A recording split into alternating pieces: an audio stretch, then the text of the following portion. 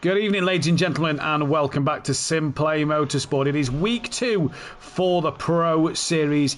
It is time for these guys to go through the Ardennes Forest here at Spa-Francorchamps and take to this fantastic track. You may have seen the chaos of last night and what happened in that Pro-Am race, and it was carnage up Eau Rouge and Radion in that reverse grid race. These pro boys, that little bit more experience, that little bit more racecraft, will hopefully now be able to not have any carnage.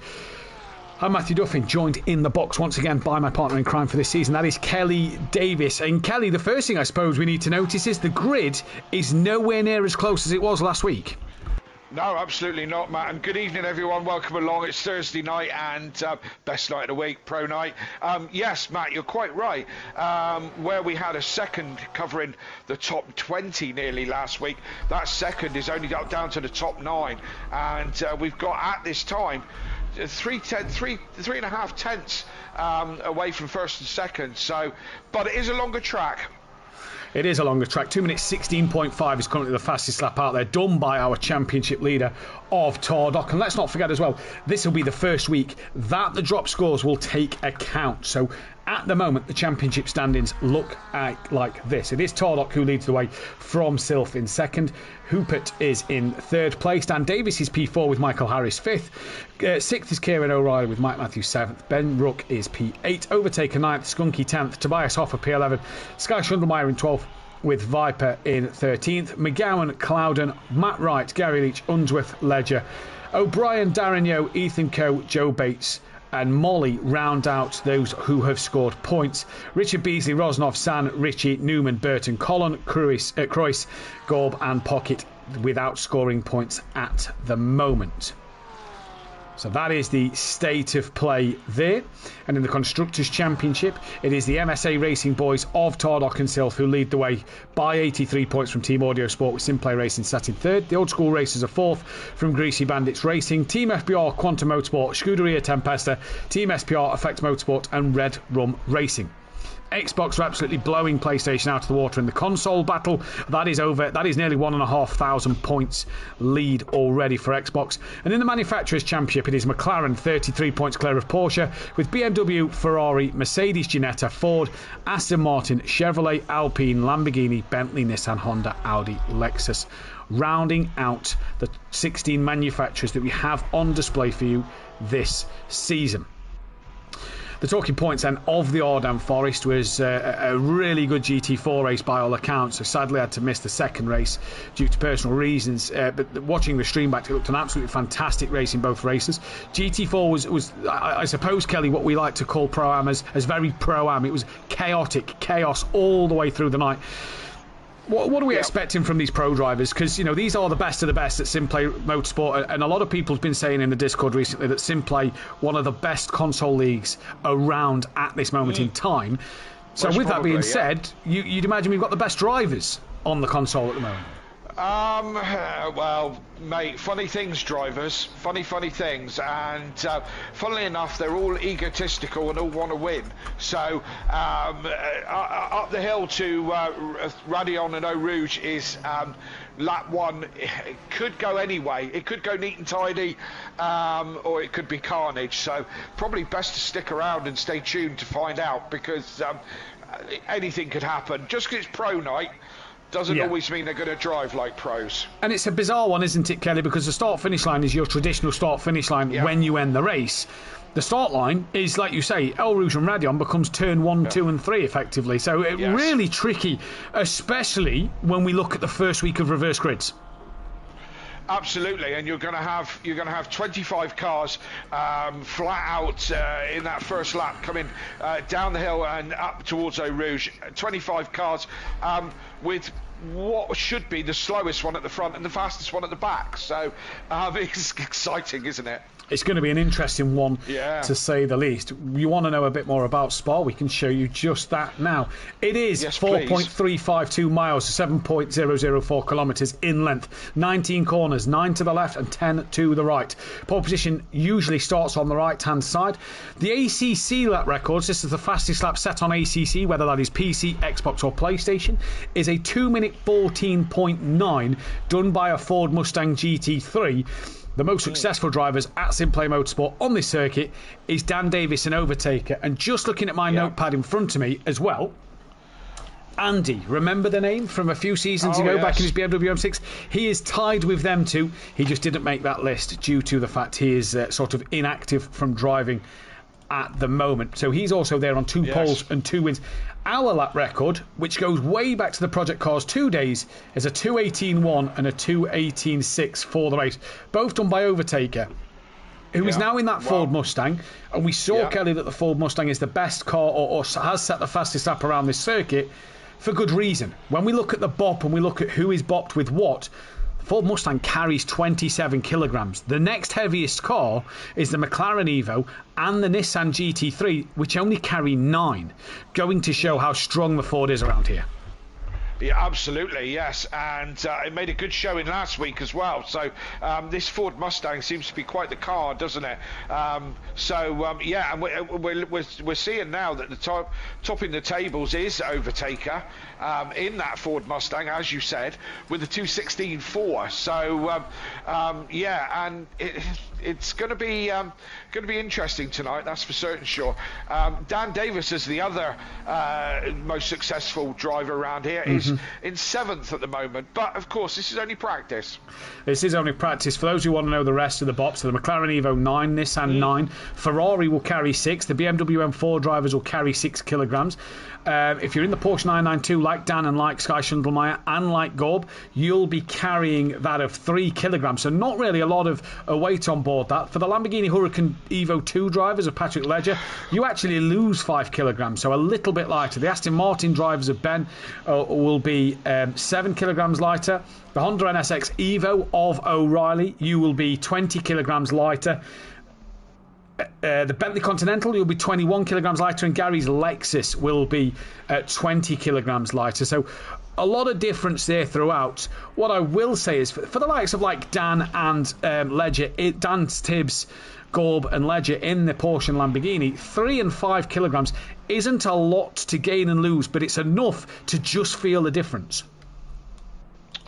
Yes, I would say so. Yeah, absolutely. And it's an interesting system, this BOP system. It's the way it kind of levels things up. I haven't driven with this in place, so yeah, I can imagine it's interesting. It is interesting.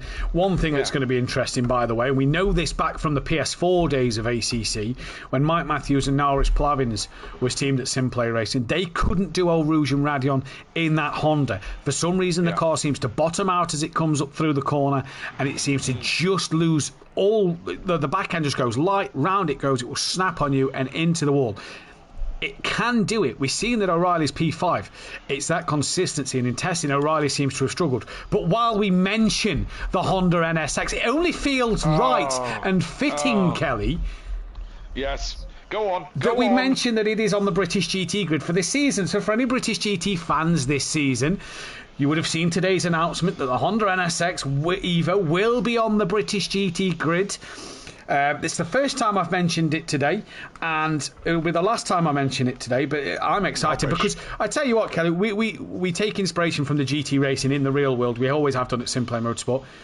You look at the British GT grid this season: Porsche 992 for its first full year, Ferrari 296 for its first full year, Corvette for its first full year, Honda NSX, as well as then returning Aston Martin V8 Evo, the new car, the BMW M4 Evo, new car for this year, Lamborghini Evo 2, McLaren 720S Evo. It expands that horizon of more manufacturers coming into a British Championship, more cars on a British grid. It's just nice to see, you know, a British series, which is not really a big British series, branch out and be able to attract these manufacturers to come over. What I'm really impressed with is how you managed to mention the Honda and then keep talking enough so you didn't give me a chance to take the mic. 20 seconds. Good, isn't it? Well done. Hey, brilliant. Excellent, well done. Hey, yeah. It's as if I've must learned. Be a professional. It's as if I've learned over the years that you will just mock me for it. Absolutely, and you know, as a professional commentator that you are, you know, I thought that was extremely clever, much cleverer than last week. Who would never dare swear on a stream, much like last week. Absolutely not. Of course not.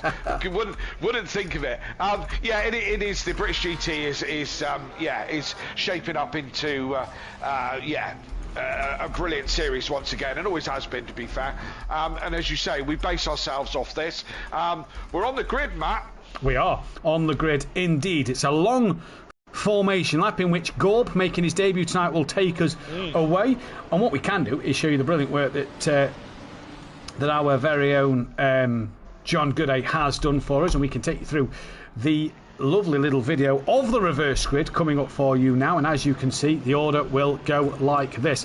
Now, I do believe there is meant to be 26 cars, so someone is missing, but Gorb will line up alongside E. Colin, who is the one who is missing. So everybody behind Colin will move up a place, which means P2 will now be N. San from Richard Beasley, running P3 now. Good position for him, missed last week. He's in a good spot there. S. Molly will be in P5 with Darren Yeo in P6, or P5, 4 and 5, sorry. P6 will be Patrick Ledger, P7 Fraser O'Brien.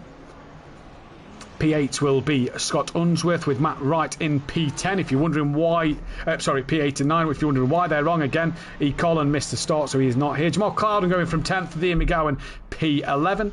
Viper will then be in 12th with Sky Shundelmeyer, Sky Shundelmeyer in 13th place. Tobias Hoffer will go from 14th in the Bentley. Overtaker will go from Tobias Hoffer 15. Overtaker will be in 16th place. 17th then will be that of Ben Rook with Mike Matthews down in 19th. 20th place for Kieran O'Reilly.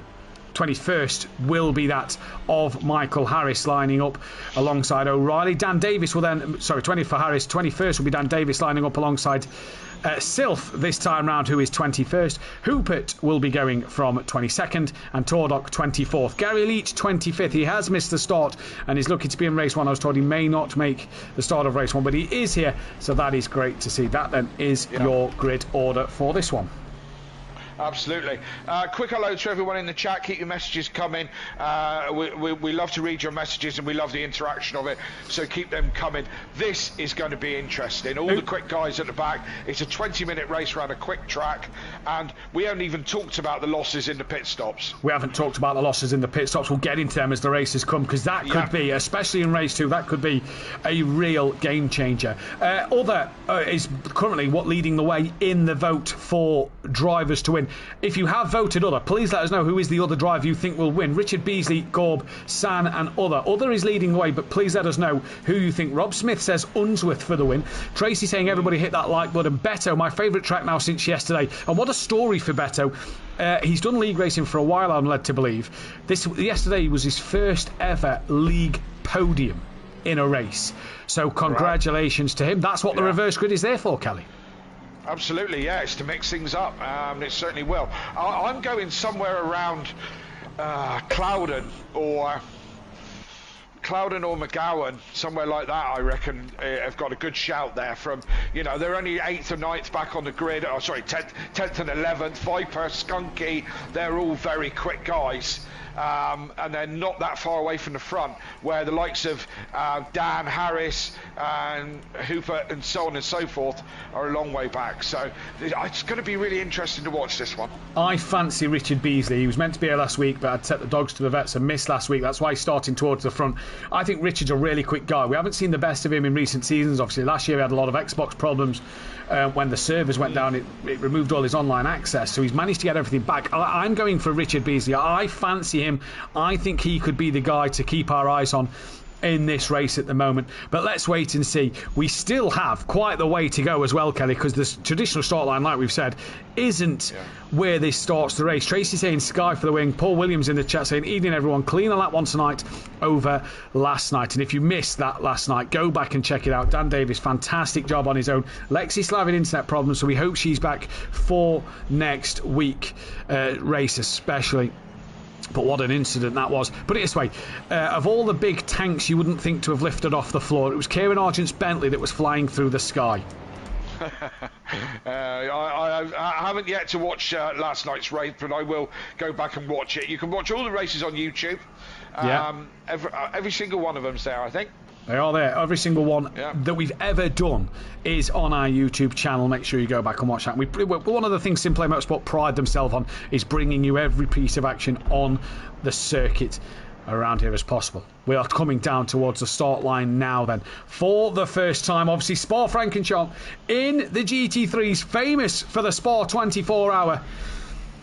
It's going to be famous tonight for the SimPlay Pro Series. It's green and go for round 3 of the season. It's a beautiful start from Gorb. A little hesitant on the second row, maybe from a few of the cars behind, as they all come up. El Rouge and Radion now, all being able to be very patient and very well behaved as they all come filtering through. We just tumble down the order, and there's contact, and there's 1, 2 in the wall. A couple of Ferraris. It's all the Ferraris that are off and having the problem. McGowan looks like he was one. Mike Matthews caught up in that. I believe Darren Yeo was also one of the drivers involved in the dramas, but you have to say there's more. There is more. Is that more down at the back? Let's have a look further down then, just try and see who we're picking up. Sylph looks like he was involved in that one, as was Skunky. McGowan in there, Unsworth in there, Fraser O'Brien, he's been frazzled for the first time tonight, and this could be an interesting one to go through. But Gorb, Kelly, out front, good couple of seconds gap back to Richard Beasley already. He got a decent start, looked like others was hesitant behind him. Yes, indeed. I was watching the back as you were watching up the front, so I saw that all kind of start. I don't know who started it, but there was loads of cars involved. But getting through unscathed was some of the front runners. Tordock, Dan, Hubert, all got through unscathed. Mike Matthews went backwards. Harris went backwards. McGowan, as we said. But Overtaker as well, up to 12th at the moment. So some people worked out nicely for some of them. It did Brothers, indeed. It didn't. That's racing. That is racing as we come through the second sector. It's Gorb with Richard Beasley chasing him down. Then it is San from Morley, Patrick Ledger P5, Matt Wright's in 6th, Jamal Cloudon up to 7th with Sky Schundelmeyer in 8th. Then it's Viper, Tobias Hoffer P10, Overtaker. And look at this gaggle of cars right on the back of Ben Rook here. Darren Yeo's involved, and O'Reilly and Darren Yeo have it coming together, and that's put them into the path of someone else. I'm not sure what happened there, and Darren Yeo spun around, but Sky Schundelmeyer there very, very wide off the circuit as Tobias Hoffer now comes right around the outside of Schundelmeyer, and through he goes. And look at these two once again, Kelly. Dan versus sorry, no, that's not Dan, that is Ben Rook getting past Overtaker. And if I'm correct there, as they come through, I am correct, Overtaker does have a bit of front damage on that Ford Mustang. The bonnet just lifted up slightly. Yeah, looking like damage on the front of Overtaker's cars, and he's got Dan now right behind him as well. So Overtaker not having the race that Dan's got damage. Looking for. Dan's got damage as well. Yeah, I think he sustained that from that first incident because he's had that damage since the beginning. But all close in this one. Tordock's gone back a few places there. I don't know if he got caught up in that Darren Yeo incident, as Dan's having a look. Yeah, there we go. Dan Davis on Overtaker down the Kemmel straight, down to the outside of Radion. That Ford Mustang got that grunt in a straight line, but you feel that the damage to Overtaker's car is what is hurting it. And down in towards Lecombe for the second time. Overtaker trying to come back up the inside, as that was a very deep hooper there, as O'Reilly gets back ahead of him. But Dan Davis ahead of Overtaker. Good move, and he got the run up El Rouge and Radion. Dan a little wide onto the curb now, as we've got O'Reilly defending in the background then from Hupert already. O'Reilly covers the inside line coming through the hairpin corner and manages to cover that one off, and Hupert is going to have to try another way, as is Sylph and Tordock then. The other two who out of the 3 Mustangs was all doing really well last week. They're down the back of the order, and welcome to reverse grid racing here at SimPlay Motorsport. Overtaker's not let this one go from Dan yet, but you feel that he's slowly falling back, look, into the clutches of O'Reilly now, is Overtaker. That damage, Kelly, seems worse than what it may look. Yeah, Overtaker's going to start looking in his mirrors instead of looking forward, because O'Reilly's all over him like a cheap suit, and having a look down the inside. Oh, and they touch, and they both go round, Matt. They both go round. O'Reilly and Overtaker have recovered, but it's dropped them back a couple of places. Cost them 3 or 4 places for that touch. Yeah, O'Reilly lost 4 places there. Overtaker only lost the 3, and that's going to be an interesting one that'll probably go into the steward's room, I'd imagine there. Didn't quite clearly see who was at fault. Was that O'Reilly's maybe a bit of a dive bomb that caught Overtaker out, or did Overtaker turn in? Unclear at the moment, but look how much Overtaker is just struggling at the moment, Kelly. And through O'Reilly comes and Michael Harris, and now Overtaker gives O'Reilly a bit of a flash of the lights as they come in towards Blanchimont. Overtaker's just got no pace in that Ford Mustang. Whatever that damage is, it is massively significant at the moment, and he is struggling so far. Is he going to come round into the pit lane? McGowan, Darren Yeo, Skunky and Unsworth all in the pits, and Overtaker, look, he can't get into the pit lane yet, Kelly, because the pit window hasn't opened. But if you're Mike Mathew, who's just had a bit of a yellow flag moment, and he's still off. Mike is struggling to turn that car right, Kelly, but that'll be of his bonus, because look, he can peel into the pits. You've got to be in the pit lane before the pit window opens, and look at where Mike Matthews is heading. The pit lane hasn't started yet. It starts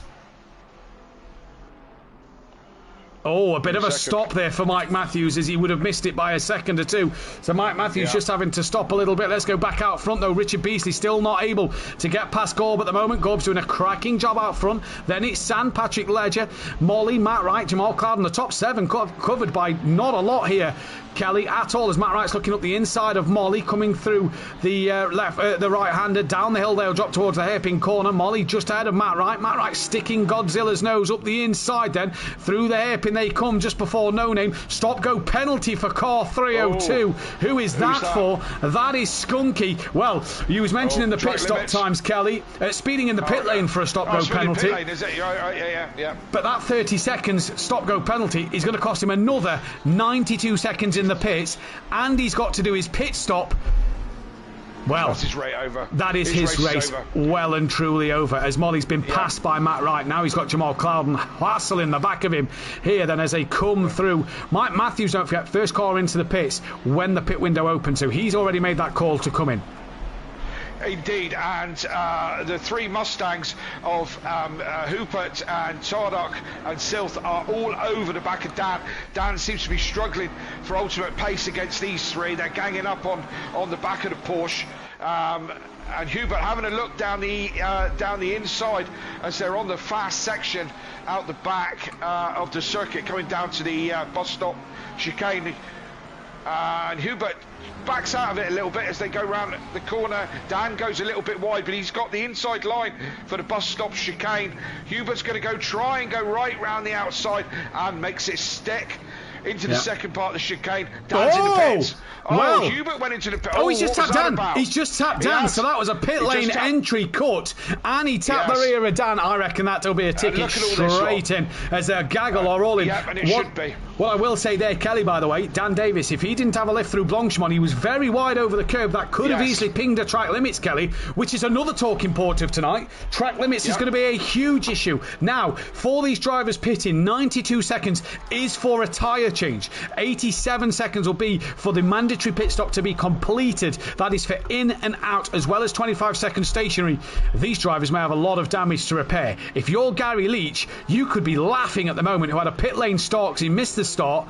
He could be gaining on all of these. He's came into the box himself. This is going to be interesting. We're watching at the front, though, as Richard Beasley is on the back of Gorb now, and he's trying to put the pressure on him. We did see Sky Schundelmeyer as well attack the back of Molly. Molly pitted during that, so I'm not sure if Sky Schundelmeyer passed Molly before or after Molly had gone into the pits. But the Bentley of Hoffer has lost out to Tardok at the moment, as we're seeing some comments in the stream here. That was Swindle Max saying, man, I can only assume that is based over that pit entry by Hupert.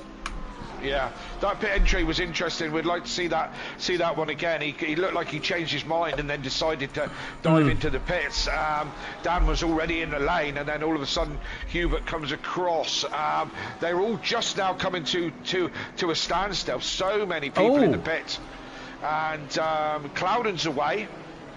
And he was one of the first ones to come into the pits, wasn't he? And he was. And San is away as well. He was just behind Molly, so Molly's having a longer stop. Mike Matthews, I'm noting, Kelly, hasn't completed his pit stop, so I'm wondering if he didn't add fuel and he just repaired the damage to get the car fixed 25 seconds quicker, because it will only hold you 25 seconds if you add 1 litre of fuel. So just looking at it, Clouden jumped San in the pits as well, so Clouden's out the pit lane. San and Molly's been jumped by an absolute kipper as well. Ben Rooks got past him. Dan Davis came out. Dan's had a good stop. He's came out on the back of that. Of who is that? Is that that's San? So Dan Davis, great pit stop there. He cleared Ben. He hasn't repaired the damage though, Kelly. So possibly, just trying to damage limitations in this race, get that quicker pit stop by not repairing the damage. You just see that bonnet just lifted ever so slightly on Dan's car. It's just bouncing around a little bit. That'll be losing him some straight line performance. And for Dan Davis here, well, he's got to try and put some cars between him and his rivals at the moment. Stop go cleared for Skunky. You want to know the bad news? If you're Skunky, you've still got to pit. Yeah, absolutely, and as I say, it's over for Skunky with that mistake. But yeah, you're right, Dan. Oh, change for the lead. Probably Beasley. Yes, Beasley out in front now. And Gord's just behind him. I thought we'd lost him, but when he changed cameras, I saw that he was still there. Matt Wright's still in it as well. And which of these guys? Oh, whoa! Hang on a minute. What happened there? somebody pulling off out of the way. Yeah, these guys. We'll see how many of these pit. It's only they've only got 5 minutes left. Remember, it's a 2:20 race pace kind of lap, isn't it? You know, so they've only got 4 minutes 44 to make their pit stop. So if they go another lap, they would be pushing that envelope a little bit, I think. Well, Hoopert's got both Dan and that of San at the moment. He's got past both of them. I'm not sure where. Just noticed that had changed on the screens, and Dan Davis going around the outside of San at the first part of the chicane. He's now going to have the inside line for the second part, trying to open the door for Ben Rook. I don't think Ben's going to get that one done because San will have that inside line in towards La Source, and Dan Davis moves up another place. But also lost out to Hoopert on that lap. So Hoopert there gaining 2 places that time around. Ben Rook's now going to be the one to try and get past San if he possibly can. Schundelmeyer and Tobias Hoffer are exiting the pit lane now. Schundelmeyer's just come off his limiter, so this could be interesting actually to see where Schundelmeyer will come out. Yeah, it's going to be tight. It's going to be very tight. I say it's going to be tight, Kelly. He's up over Radion. There is Hooper. There is Dan Davis. Schundelmeyer will be getting up to pace. The others will be massively up to pace. Look at the speed of the Ford had over the Porsche as the Porsche exited the pit lane. Clever from Schundelmeyer there to get in the slipstream of Hooper as quick as he possibly could, as Dan Davis now going to try and look to make a move. But Ben Rook up the inside towards Lecombe on San. Move done for Ben Rook. O'Reilly tried to follow him through, but there wasn't following through. There wasn't the gap to do so as San had closed the doors, and Ben Rook now moving up another place. Dan's now got to clear the fellow Porsche of Sky Schundelmeyer.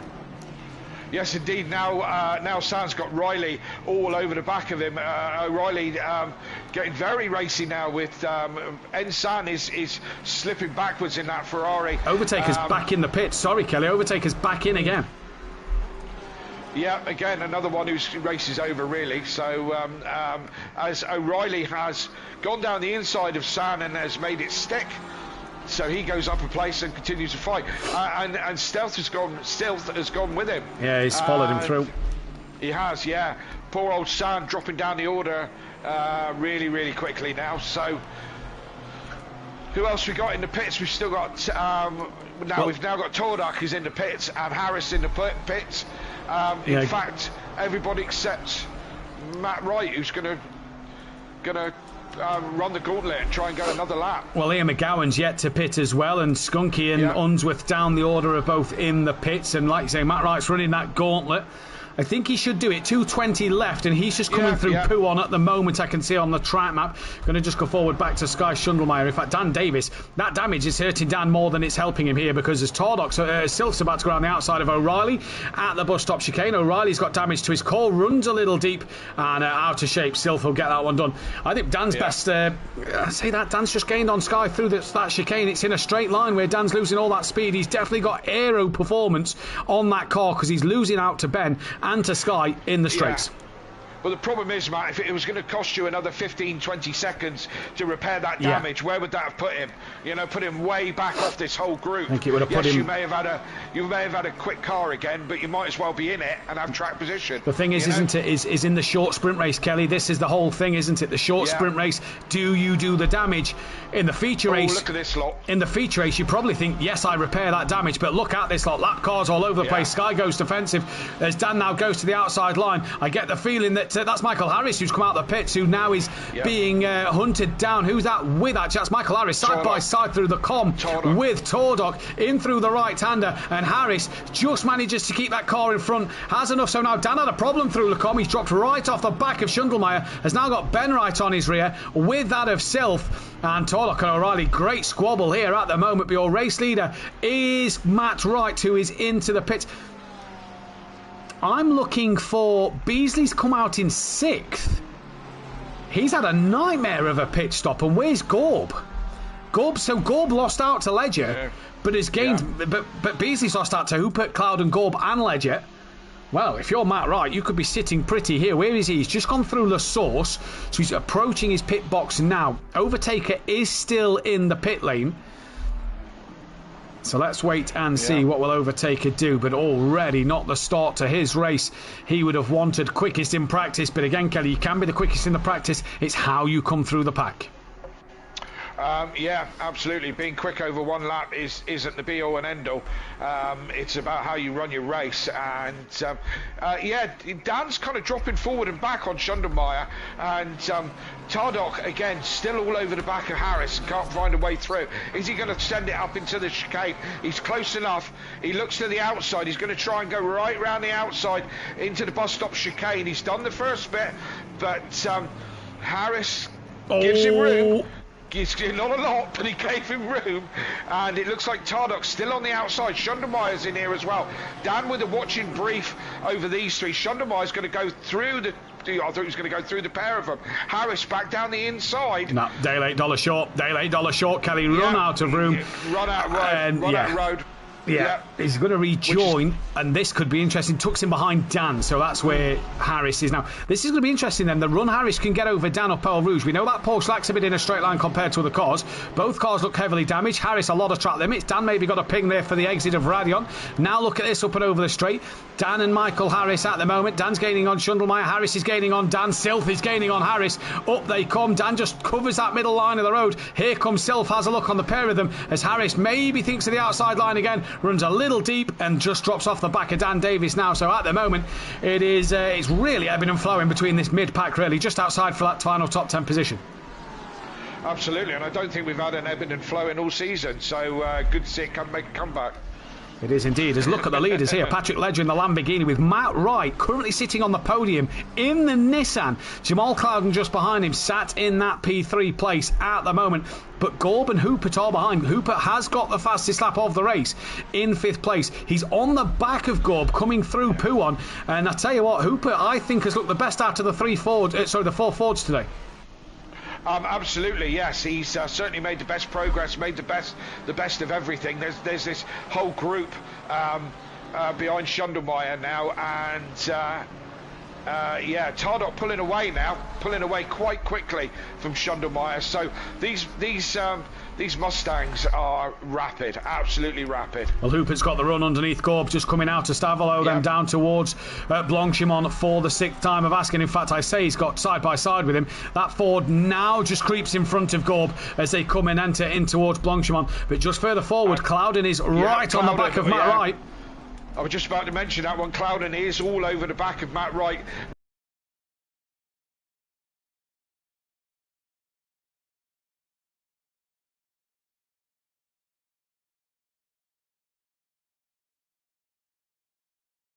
Not close enough to send it into the chicane, but really, really close and looking to take another position. Ledger's looking in a good position, but this race ain't done yet. This race isn't done yet. 2 minutes 24 left of it. Ledger's got 1 second lead, and the thing for Ledger is he's probably, like you say, sat in the best position here for Hupert at the moment. This is going to be an interesting one because he's now clearly got pace. He was the fastest man on the track. Tardok now is. Hupert can come after Clouden. There may be 2 laps left here. 2:24 is the lead across the line. That could be enough for another lap in this race. But look at the power of Godzilla coming down the Camel Straight. Bit of track limits maybe coming up for Eau Rouge and over Radion. But look at how quick that Nissan pulls away from the McLaren. Absolutely. I'm further back still watching this race. Schundelmeyer, Davis, Silth, Harris and Rook all in this one in close company, all fighting over 6th, 7th, 8th, 9th and 10th places, so on and so forth, because Tardok has checked out from this group now. Yeah, I'd like to say that the trolley train sat behind Sky Schundelmeyer, but Dan is, like we said earlier, he seems to get onto the back of Schundelmeyer, then drops back into the pack a little bit. That I don't know if Tibbs is, that Schundelmeyer is the trolley train, or whether these three are all just kind of matching each other's pace. Out front, though, Matt Wright has now lost out once again to Ledger and has got Clouden breathing down his neck a little bit more at the moment. Hupert's 2.6 behind. Well worth keeping an eye on that, just in case there is another lap, with these three getting very close out front. Close. This could go anybody's way here, Kelly, for the race win. Absolutely. Just quickly looked at the chat. Enplava, yes, you're quite right. It is the one and only Kelly Davis back in the comms box. Sweet and sticky in your box. Where it should be, where we should be. Yeah, been a while, and it's great to be back in the commentary box once again. And as we enter towards Blanchimont, the race leaders all coming through now. This is going to be an interesting stage of this race. Will the likes of Ledger be able to hang on to it? Can Clouden do anything about second place? What about then that of Matt Wright as well? Can Hooper get any closer as they enter into the bus stop chicane? 17 seconds left on the clock. This is definitely going to be one more lap of racing, which adds then extra pressure if you're on a couple of track limits warnings already. It certainly does, and I'm sure Legend wanted to see that come to an end about 10 seconds ago, but we go another lap, and Clouden looking racy on this one. He can see first place, he can see it's just there, you know, just a couple of car lengths in front as they go down into Eau Rouge for the last time in this race. Indeed it is, as Matt Wright up and over Radion, very twitchy through there. Look at Godzilla, he gets the run on the Lamborghini Evo 2, and it's Wright versus this of Patrick Ledger. To the outside goes the Nissan of Matt Wright. To the outside, look at it pull down the straight. It's already in front of Ledger, as Ledger tucks in behind. Matt Wright leads this race on the final lap of it. Through Les Combes they go. He's now got to keep it within them track limits. Hoopert isn't a million miles away, and can Clouden now maybe sniff a P2? A dismal Brands Hatch by Jamal Clouden standards, as Ledger does have a look, but Matt Wright's actually a bit further in front than what I think it seemed there. Ledger's just got to try and hang on for a P2. He took about 3 reverse grid race wins last season, did Patrick Ledger. It doesn't look like it's going to be one tonight, but my God, will he want to hang on for that second place? Yes, as I said, I'm sure he wishes the race had ended half a minute ago, but it didn't. And the power down the Camel Straight for that GTR just got him. Now Clouden's all over the back of him. This could go really badly for Ledger, as Clouden has a look down the inside, but not close enough. And Ledger's just try and hang on to that second place.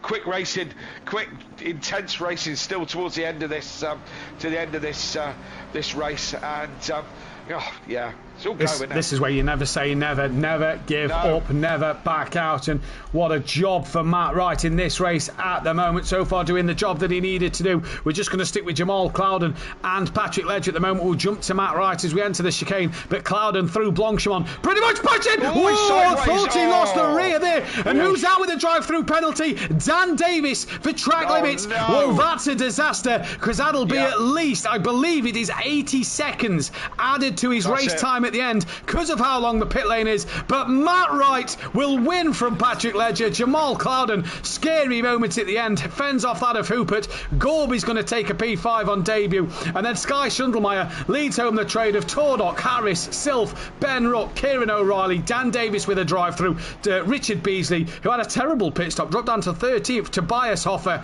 Then it is going to be that of San Molly. Gary Leach from the pit lane is actually still coming round. It's Mike Matthews who's still got to do something at the moment. Unsworth has already finished down in 25th, and then that of Skunky, whose season didn't start well in the GT4s. It didn't start massively great. It was okay last week. It's not started that well here tonight. He's down in 24th. Overtaker though, fastest lap of the race. So he has stole the point for the fastest lap, but I mean, at the end of the day, that could all be in vain, as you know, drop scores kick in. If this is his drop score, the fastest lap will count for nothing. Absolutely. So Dan with an 80-second penalty because he was on the last lap and he didn't take that drive through, but 80 seconds gets added to his time, which makes I'm sure he'll be very, very annoyed about that. I'm not sure where that. Well, we're not sure where that puts him at the moment, because Viper's finishing. I think he's got to be thankful that Mike Matthews wasn't on the lead lap as Viper comes across the line. We'd wait for Fraser O'Brien and for that of Darren Yeo and for Overtaker. But what a race one it was. We'll see where Dan Davis finishes in just a moment, as it will come up on the screen when everybody has crossed the line. And Overtaker fastest lap, but like we say, Kelly, could all be in vain at the end of the day. Yes, it could be. It could be. This is the rich tapestry that makes up a championship, Matt. Exactly. Points mean prizes, and obviously the drop score hopes for drivers who does miss a round or two, or maybe has a bad week or two here or there, as Overtaker than the final car to finish. But Matt Wright, I'm sure he'll be delighted with that. An Overtaker, I would be, well, he spins across the line, and well, that's against the rules and regulations. As Dan Davis there, look, 18th place, lost out by 10 seconds to Viper. So even the 70-second penalty wouldn't have helped. But that then is race one. We'll be back in a few moments' time. Don't go anywhere.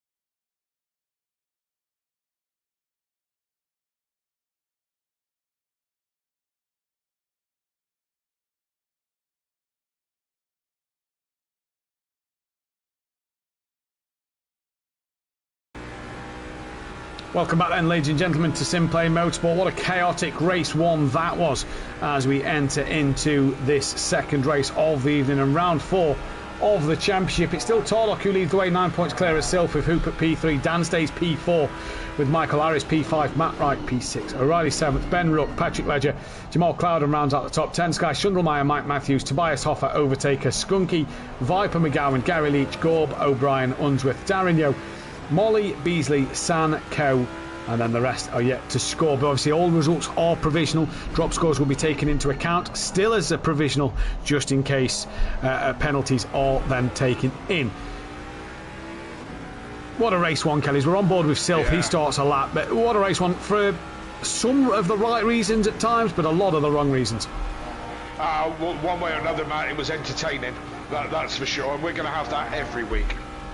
I think we are. One thing to note then tonight is that race 2 will mark that of Ben Rook's 50th appearance here at SimPlay Motorsport.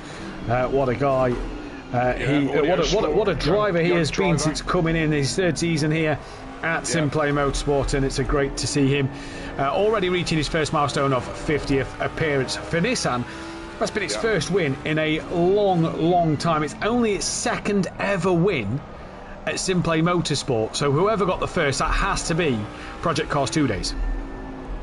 Yeah, probably. Didn't Fury drive it in Project He did, Days? But I think I was before his wheel, so right. Not 100% sure. No, may not have had a win. It is also, it's only Nissan's 6th podium. It's so. In Simland, it doesn't seem to be the best car, because I mean, in the real world, it is quite the car. Do you know what I mean? It's an exceptional motor car, you know. But it's a bit strange, isn't it, the Nissan? Because you don't see many Nissans. It's like the Honda, almost.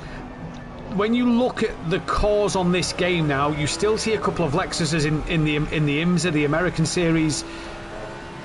We know obviously the Honda, I think, was in the GT World Challenge 2 years ago. I think there was been an Acura, which is the same car in the American GT series last year. We know the Honda NSX in British GT this year. Nissan, I think, was in the Asia GT series last year, but only one of them. They're kind of falling away, aren't they, in the real world? Yeah, they do seem to be. And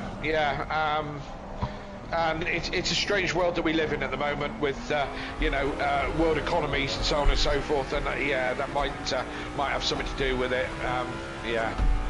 I don't know. Well, either way, first man into the 16s. Yeah, and then second man into the 16s. Overtaking was 500ths of a second just off the back of him. So a heck of a lap there. As here comes Viper. People are wondering why the Viper and Skunky may have changed livery for this race.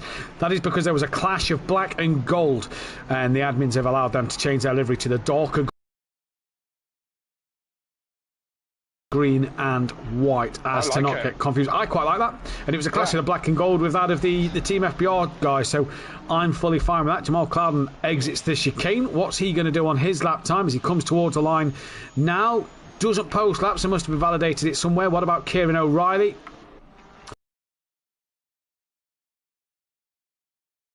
He also must have invalidated his lap. We're then turning our attention to Dan Davis next to the line. What's he going to post as he comes across the line out? He goes up to P3, 2/10 off of the pole at the moment. Where's Darren Yo? He's car 35. He exits the chicane now. What lap time is he going to put on the board? He goes up into P8. Next car is the 135 of our race one winner, Matt Wright. Yes, indeed. I'm watching Mike Matthews, who's just coming into the chicane. I'm going to put his first lap down. Where's that going to put him? That puts him 11th. Yeah, not the best of laps there from him. San will be the next one to complete a lap time. And for many, regular viewers of SimPlay Motorsport, you're thinking, well, he's the 131. That's always been Gary Leach's number. Not this season. Gary's running the 3. Yeah, Gary's running the 313. He's back racing in the Brisca F2, I believe it's called, this year. And somebody had taken the 131 in the real world, so he's gone for 313 because that's his new number in the real world. So Gary Leach running 313, so make sure you're aware of that as he comes to the line and doesn't set a lap time. Next car to set one will be that of Silf, our current pole man by 5 thousandths of a second from Overtaker. Yes, indeed. Certain drivers like to keep their own numbers. Gary, we were talking about, was his 131. Matt, what do you run? 55? 55, yeah. 55, yeah. Same as Carlos Sainz. Dan likes number 16, same as Charles Leclerc, although Dan had it before Charles Leclerc.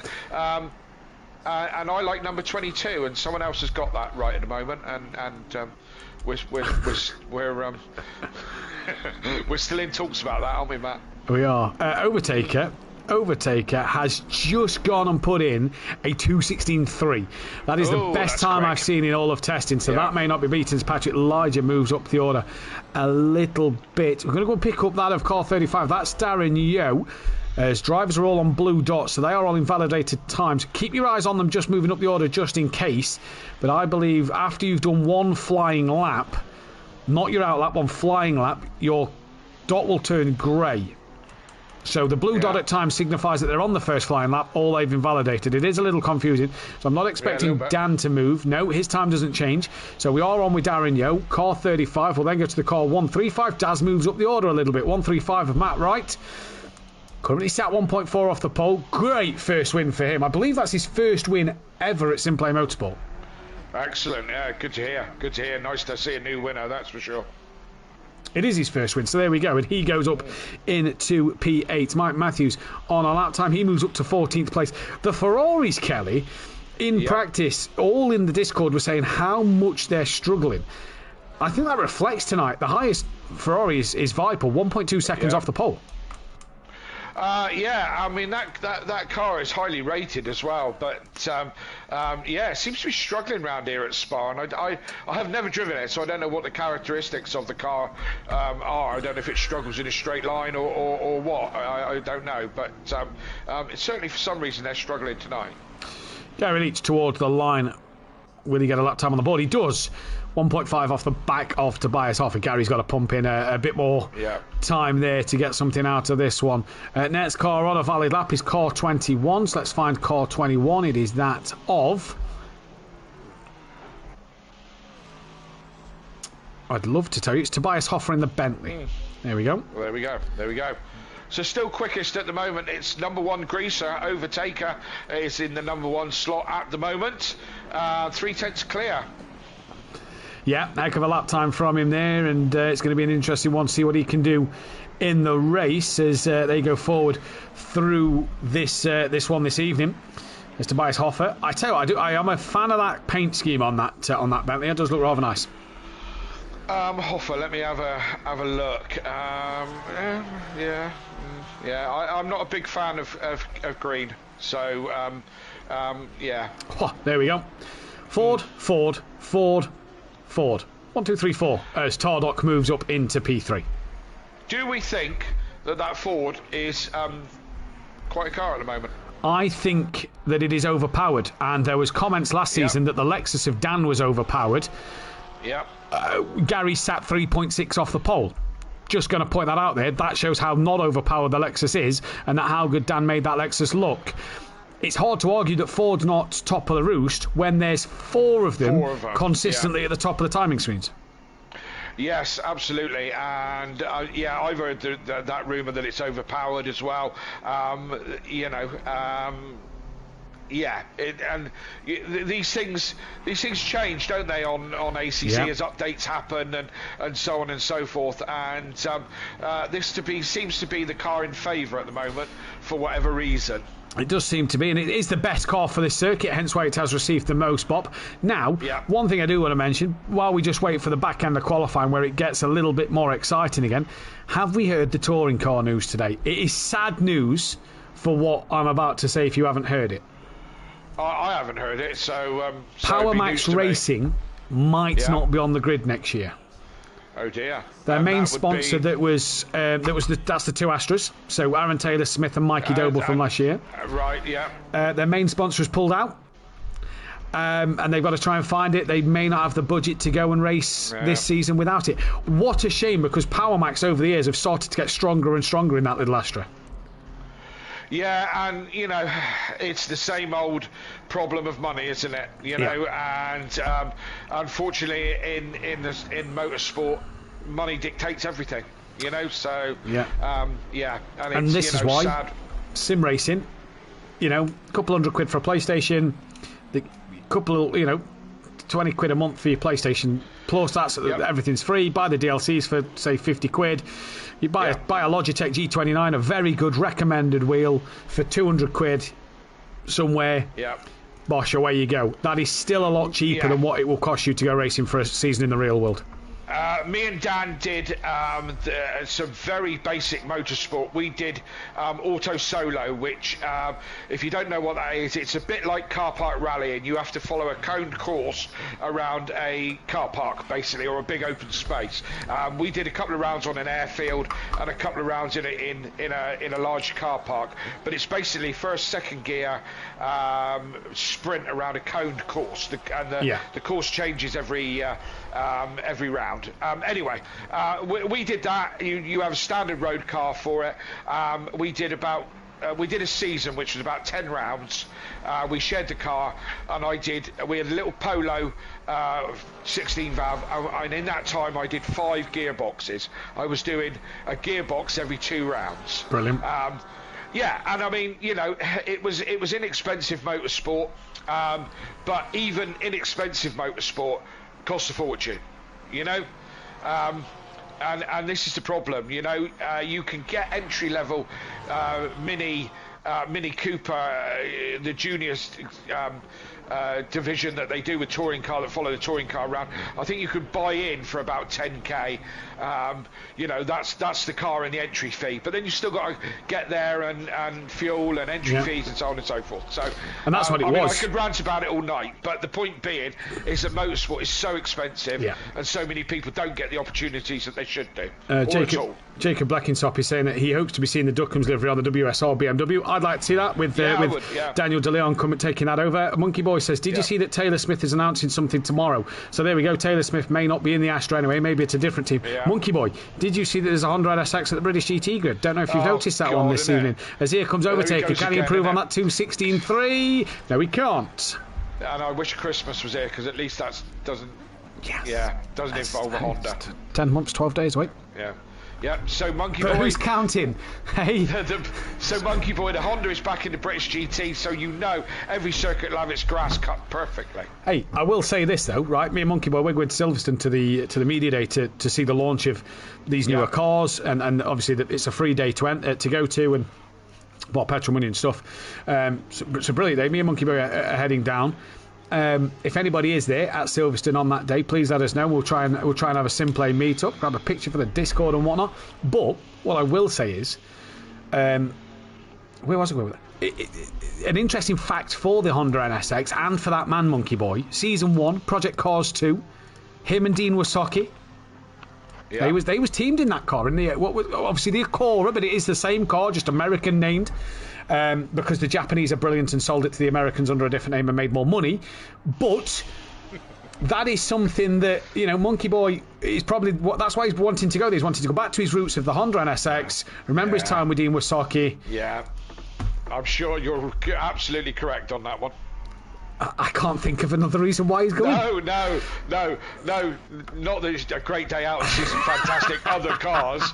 No, just reminisce about his days with Dean Wysocki. Yeah, because they were such a formidable team. Not Podstan's coming to the line. He's about to finish his qualifying, gets across, finds 7/10 of a second, moves himself up into P20. Car 26 is about to come to the line. Car 26 is out of Gorb.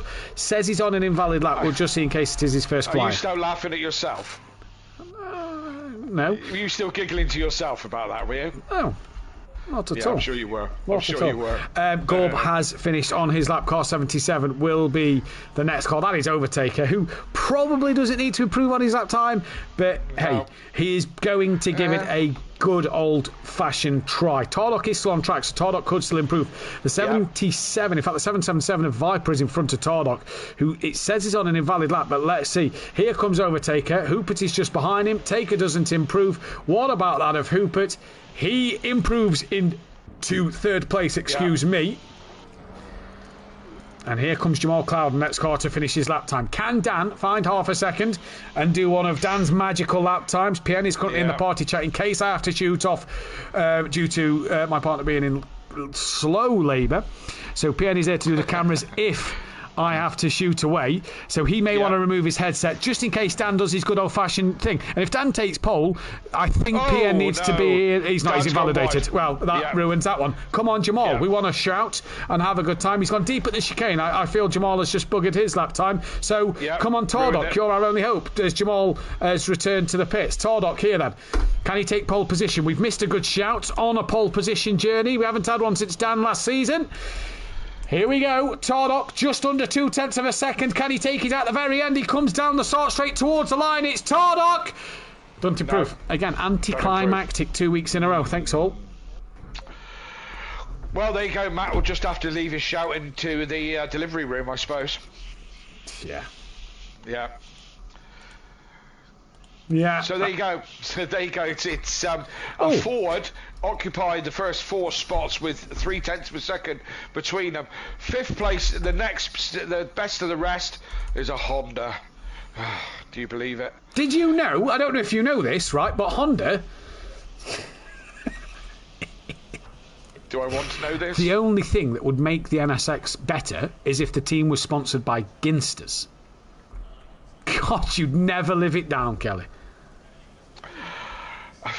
Do you know, you swore last week. I did. I'm close. And I'm really close. Where's Richard Beasley? He's 16. He's down I'm really close into calling you something. I don't know. Something. Yeah. There is no Dennis Newman. Apologies. I'm just mumbling to myself while I do the spreadsheet. Yeah, just let me get over the whole Honda. Do you see what I have to work with here? Do you know what I mean? I'm sure Martin Brundle doesn't get this, does he? He doesn't have this kind of aggravation that, but we're better than Crofty. Martin Brundle works with Crofty. I think we're better than Crofty. I think we're the supreme team, the dream team. But, I mean, you imagine Sky Sports F1 on a Sunday afternoon or Sunday early morning, 4 o'clock for the Grand Prix in middle of March, and there's the presenter bloke, can't remember his name, and he goes right over to Sweet and Sticky in your box. Imagine that on Sky Sports F1. What better? Brilliant. And I reckon both of us would have solicitors' letters from Ginsters and from Honda by the Monday morning, in the post, suing us both, to be fair. I couldn't cheer for Honda in Formula 1 because at the minute they do help Red Bull a little bit, and I'm not the biggest Red Bull fan. I don't know if you're aware of that one. That is a real contradiction for you, isn't it? It is a deal breaker. That must absolutely chap your butt every week when you watch Formula 1. It is a deal breaker. Your favourite Halfords car park drive-through car or engine in the back of a Red Bull. Oh, how depressing. It's a deal breaker, Kelly. I'm not going to lie to you. It is a deal breaker. Yeah, as I said, I can imagine it breaks your heart. So we're on the formation lap here at Spa-Francorchamps. Absolutely fantastic track. Some brilliant racing here over the years in many categories, but a couple of epic Formula 1 battles. I've got a lovely print on my office wall of Schumacher and Hakkinen going down this straight, the Kamal Straight, overtaking. Oh God, was it Ricardo Zonta? Zonta, yes, thank you guys. Ricardo Zonta, and I've got a lovely print of that. If you haven't seen that, 1, call yourself a motorsport fan, and 2, where have you been? Get on YouTube and look at that, but not now, because we're about to go racing very, very shortly with Overtaker on pole. And is he going to stay there, and are we going to see another Ford domination? Well, it was a 1, 2, 3, 4 in race 1, wasn't it, last week, Kelly? So yeah, it was. Can it be another Ford 1, 2, 3, 4 this week? We're going to find out. O'Reilly's the interesting one for me because we know we said it in the pre-season in the free practice that Honda struggles to get up and down, up over El Rouge and Radion, and that is where he himself has really struggled in practice this week. So. If that's where the cutting blade hits the floor, that's the problem. Yeah, it just scrapes along the floor and unsettles it, and off it goes. Yeah. That could be a huge problem for the likes of Jamal and Dan and McGowan, who's just behind him. Who are you going for? The votes out, the polls out in the chat. Who are you going for? My money's on Tardok. I think out of the 4 drivers, he's the most complete that I've watched so far. And that, for me, Tardok is where I'm going for the tip of this win. I think although Overtaker is the #1 greasy pole, I don't think he's going to hold it all together. Yeah. And yeah. I kind of have to. I kind of have to agree with what you're saying. I've said this before in the past. Overtaker over an hour on the pad. Is it a bit of a stretch for him because he's still a pad runner? Yeah, that's what I mean. Compared to a wheel user. Yeah. I fancy Hoopert. I really do. I think it's going to be a Ford. My tip is one of these top 4 in a Ford is going to be. Going to win this one. You know what's going to happen now, don't you? The only 4 cars that's going to crash a Pole Rouge at the start are the Fords. All 4 of them. And coming down the Kemmel Straight will be Honda, McLaren, Porsche, Ferrari in that order. Yeah.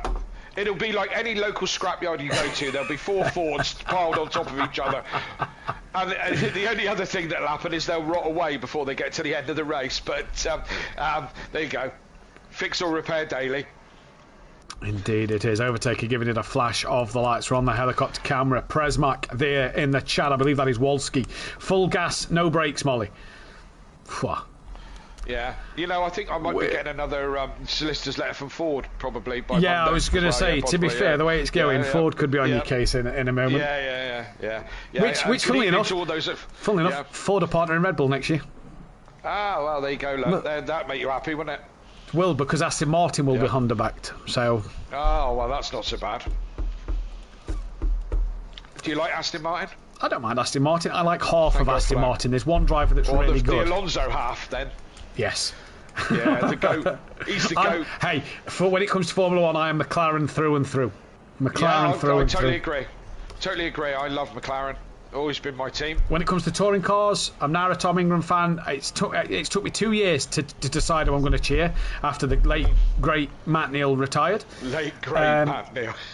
So it took me 2 years to find out. It took me 2 years to find a driver, and I went with Tom Ingram.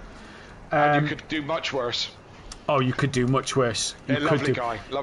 Brilliant guy. You nearly got up in an argument. I didn't. You say you didn't. That story. You always exaggerate that story, just like GT5. There was no fisticuffs with me and Ingram at all. We did a TikTok live on the. We did a Facebook live on the group, and I asked Tom Ingram if Ginsters are a real Cornish pasty. At the time, Tom Ingram in the Touring Cars was sponsored by Ginsters. He was obliged to say yes. Couldn't really say no to a Cornishman. As we are green and go here for round 4 of the season, and the guys are going to all come up El Rouge at the moment. Tan and Cloud, and they're just getting a little hesitant start. I say hesitant, probably a Y start to not come together up the hill. And look at this at the front. Hoopert now at the moment. Coming is that Sylph? I believe it's Sylph coming side by side with Overtaker down the straight, crash in the background. Vipers off. We're just going to stick with this at the front as O'Reilly's looking each way till Sunday, and this is Sylph looking around the outside. No, I don't believe it is actually. I believe it might be that of Tarlock. It is Tarlock who Kelly picked for the win, and he now leads this race, and Overtaker can do nothing about it. Yeah, Tardok run all the way up the Camel Straight and got the job done in the end. They went side by side. Now Sill's having to go at Overtaker as they come down towards No Name, but it's Tardok is up and away. We had some door rubbing in the background. Viper was one that I saw going off towards the side. I don't know who else was involved, but mostly a clean start. Darren Yo, car 35, I've just seen come through. He's another one who was involved yet again at the start line. Sutton is best, says Beto in the chat. I used to like Beto. He used to be a really good guy. But it's Overtaker down in second place from Tardok with Sylph and Hoopert just behind. O'Reilly's managed to hold station over Clouden. Then it says McGowan, but Dan Davis has got back ahead of McGowan.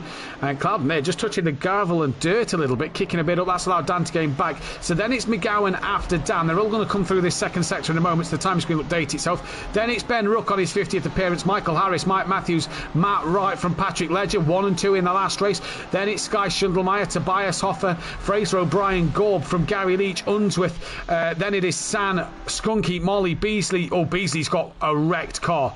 That is badly damaged. Darren Yo got away with that, so Beasley in the wars already. already, excuse me, but going back out front. Tordok goes a little deep, and I tell you what, these 4 Ford Mustangs at the moment haven't pulled away from O'Reilly. In fact, haven't pulled away from the train, really. No, I haven't pulled away from anybody. It's still very close quarters all the way down through the top 10. No, they haven't pulled away at all. So it's still really close, as I said, right the way back to, well, all the way back, to be fair. You know, it's still very, very close. So up towards Eau Rouge we come once again. It is Overtaker on the back of Torlock getting a mighty slipstream. Who's going to get the best run up for Eau Rouge? They come then for the second time. That's a bit of track limits probably there from Torlock, as Overtaker may have got a great run now on him in the slipstream. Down the Camel Straight they come. Here we go at the Camel Straight. I've done a Dan Davis now, called it the Camel Straight, and Overtaker pulls to the outside line as they head in towards Lecombe. He will have the ump about that. And round the outside does Overtaker go at Lecombe? He does, but he goes very, very deep off the circuit. He goes. He's going to rejoin now, and he's going to lose out 1 and maybe even 2. No, still one. Whoa, lost it nearly in front of the car behind. Yeah. This is tight racing. The Fords all line astern here. No one's getting away. Overtaker looking very racy indeed, but it's still really close all the way down through the grid. Ben Rook with the fastest lap at the moment, right in the middle of all this lot, but he still has the fastest lap. Do you know why I think he's got the fastest lap? Is that's where the gap is, because Tordock had to overtake Overtaker on the last lap. Yes, it was only for the opening lap of the race, but Ben Rook, I think, because he's the first one in clear areas, there's a yellow flag. That is Skunky in the 302 who's gone around, and his night just goes from bad to worse, doesn't it, at the moment? We are watching this fight just dropping back down to that of Ben Rook, with Michael Harris, McGowan, Mike Matthews still in play, and then you've got a bit of a gap from Mike back to Matt Wright. There is then got Ledger and Schundelmeyer. Schundelmeyer's had a good showing tonight. He's looked pretty decent in that Porsche. Yeah, he has. Yeah, absolutely. Dan's climbing all over the back of Clouden, and I'm sure Clouden's going, no. No, man. You know, that's it. Man. Yeah, not today. Not today. Jamal is going to be fully focused on keeping Dan Davis behind him as they come in towards Blanchimont. Clouden flicks it left. He nearly lost it there on the last lap of the last race to lose his podium. Jamal now defends that inside line. Dan's going to be wise here, though. He knows he's not going to be close enough. Maybe try and stick the nose round the outside. Look for the inside line of the next part, and Dan backs out of that one. He's not close enough to make the move on that of Clouden at the moment. O'Reilly, by the way, just starting, as he now sets the fastest lap, just starting to put a bit of daylight between himself and Clouden. He is sticking with the Fords. I think Clouden's probably now looking in his mirrors more than he is going forward, and worrying about where Dan's going to make his move as they come down the hill once again. Giving, as I say, the top 5, and O'Reilly sticking with the Fords, as you said, in very, very close company, but still very little field spread anyway, across all the way down, to be fair. Overtaker trying to get that run on Tordock once again, but he's not as close this time around. To have a look, he outbraked himself at Lecombe last time around, and this time manages to come through with ease. A lot of curb there from Overtaker, which didn't look like it made the Ford very happy. You see O'Reilly there, that's the problem with the Honda. It's lost out to the almighty grunt of that Ford Mustang down the Camel Straight, but he will gain it in this middle sector. This is where he seems to be a lot stronger. Plus, I suppose, is he losing a bit of time in that NSX, knowing that he's worried about Eau Rouge a little bit? Possibly, he might be nervous coming up round Eau Rouge, and then you've got to pay for it all the way down the straight. So, that might well be the case. In the chat, we've got Rob Smith saying you can't beat Andy Rouse. Yeah, Super Touring days. I was a John Cleland fan myself, but Super Touring days, they were some real racers. When men were men and sheep were afraid. Yes, indeed. Like being in Wales.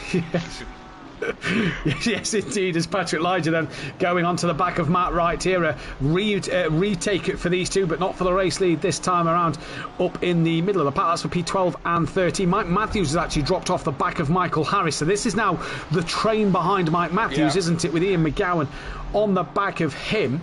Just dropping down the order as well. Sands on the back of Gorb at the moment, and then you've got Molly dropping off the back. There's Skunky 7 seconds off the back after his moment, and Darren Yo 6 seconds off the back. Richard Beasley is out the pits, but he's technically on the same lap, I do believe, but in fact no, he may actually be a lap down, because this is going to say he's going to be 2 laps down. So he is a lap down.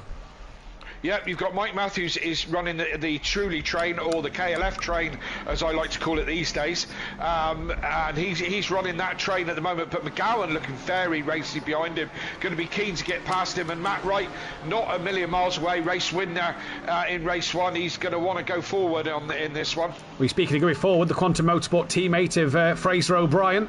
Well, he didn't frazzle Sky Schundelmeyer, but he may have dazzled him as he makes the switch back and gets up and under through Latours. Where's Overtaker? He's down to 9th. He's down to 9th. What's happened to Overtaker? He is down in 9th. I am examining this car at the moment. I don't see a speck of damage on that car. Normally you'd see the odd scrape here or there that would indicate he hit something. He has to have done. He has to have gone off of circuit at somewhere. I can only assume maybe Blanchimont. Sorry, Matt, Clouden and O'Reilly are going for it as well. Clouden is round. Dan is in there as well, looking at the back of O'Reilly. Dan's gone wide. Dan's gone wide and let his teammate up the inside, I believe. Yes, he has. So Dan, Ben goes in front of his teammate of Dan. Clouden gets in front of O'Reilly. So position's starting to change a little bit. Tardock checking out now with a couple of seconds in front. Yeah, indeed it is. And it just makes you wonder, is O'Reilly really struggling up Eau Rouge? Because he wasn't ahead before the first sector, but Clouden is now. So O'Reilly just struggling for Eau Rouge. He's still with Clouden, but Dan tried to look around the outside just after Lecombe and kind of put himself in the gravel. It was a little bit. That's a kind of a third error in 4 races we've seen from Dan after the 2 at Brands Hatch. You know, Dan wouldn't normally make that error, and he kind of tried to follow Clouden around the outside. I think he's just. He's probably regretting picking this Porsche this season, especially with a season quite as competitive as it is. He's trying to keep up with these hugely talented fast drivers. We've been told in the chat by Hypertech that Overtaker got tapped around. There you go. Okay, you got tapped. Who did you get tapped by? Well, I can only assume it's either Hoopert or Sylph. Because they was the 2 that was right behind him. His Overtaker's late on the brakes round the outside of Harris at the final chicane. He'll then have that inside line for the next part, and up the inside. Great move from Overtaker. That, to be fair play to him, laid on the brakes and showing that Ford Mustang its capabilities of what he can do. And great stuff there as Presmek in the chat. Mr. Doc aka Krigmit, when he joined RPM the other day, so I reckon he'd never been AM. He just destroyed us and immediately moved to Silver/Pro. There we go, because Krigmit is on fire at the moment. But O'Reilly struggling just behind Jamal Clouden at the moment. And look, going up Eau Rouge, he doesn't look too slow there. He doesn't look like he's lost out a million miles. Did maybe then O'Reilly lose out to Jamal? Because he put daylight between Jamal and Dan. Did O'Reilly get caught up in the Overtaker incident? So we'll wait and see what's happened. But O'Reilly's not been dropped by Jamal. Wouldn't say that O'Reilly's then lost pace. Maybe just a mistake from him.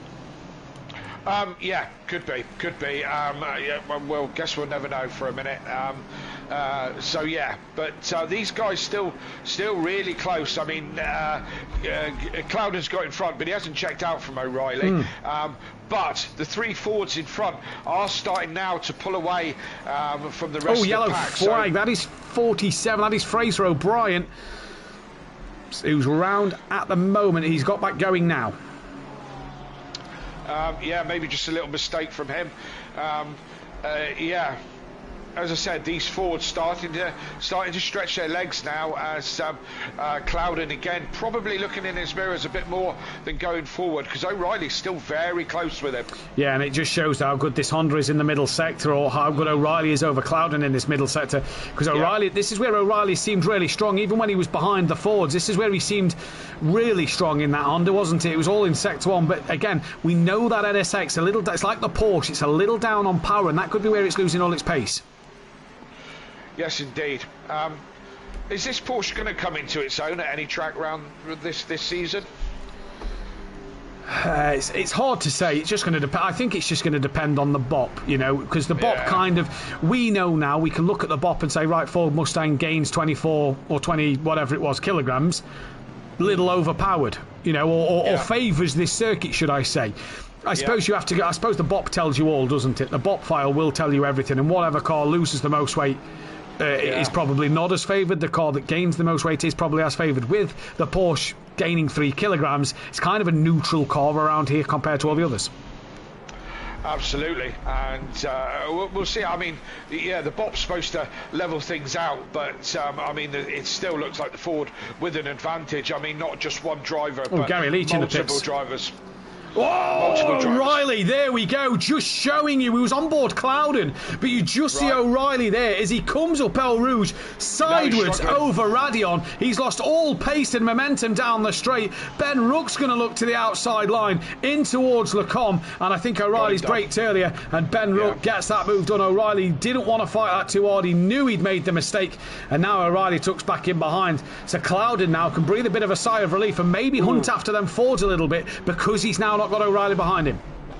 Yep, and O'Reilly's got another handful of trouble with Dan and Overtaker coming up behind him very quick. Dan's going to be conscious that Overtaker is quick in that Mustang, is going to want to try and rectify his mistakes and go forward. But O'Reilly's now coming back at Ben with that middle sector power from the Honda. That's what I mean. The middle sector, and O'Reilly seems to have it hooked up at the moment. He's on the back of Ben. He's looking each way till Sunday, and this is going to be an interesting one to see what will happen here as Dan Davis on the back. They've just pulled away a little bit from Overtaker through that middle sector, and this is possibly where we see the pad runner as we're coming to the end. We're coming 13 minutes in. Is that where Overtaker's just starting to struggle, or maybe the Ford just starting to struggle a little bit? Hoopert's got fastest lap of the race.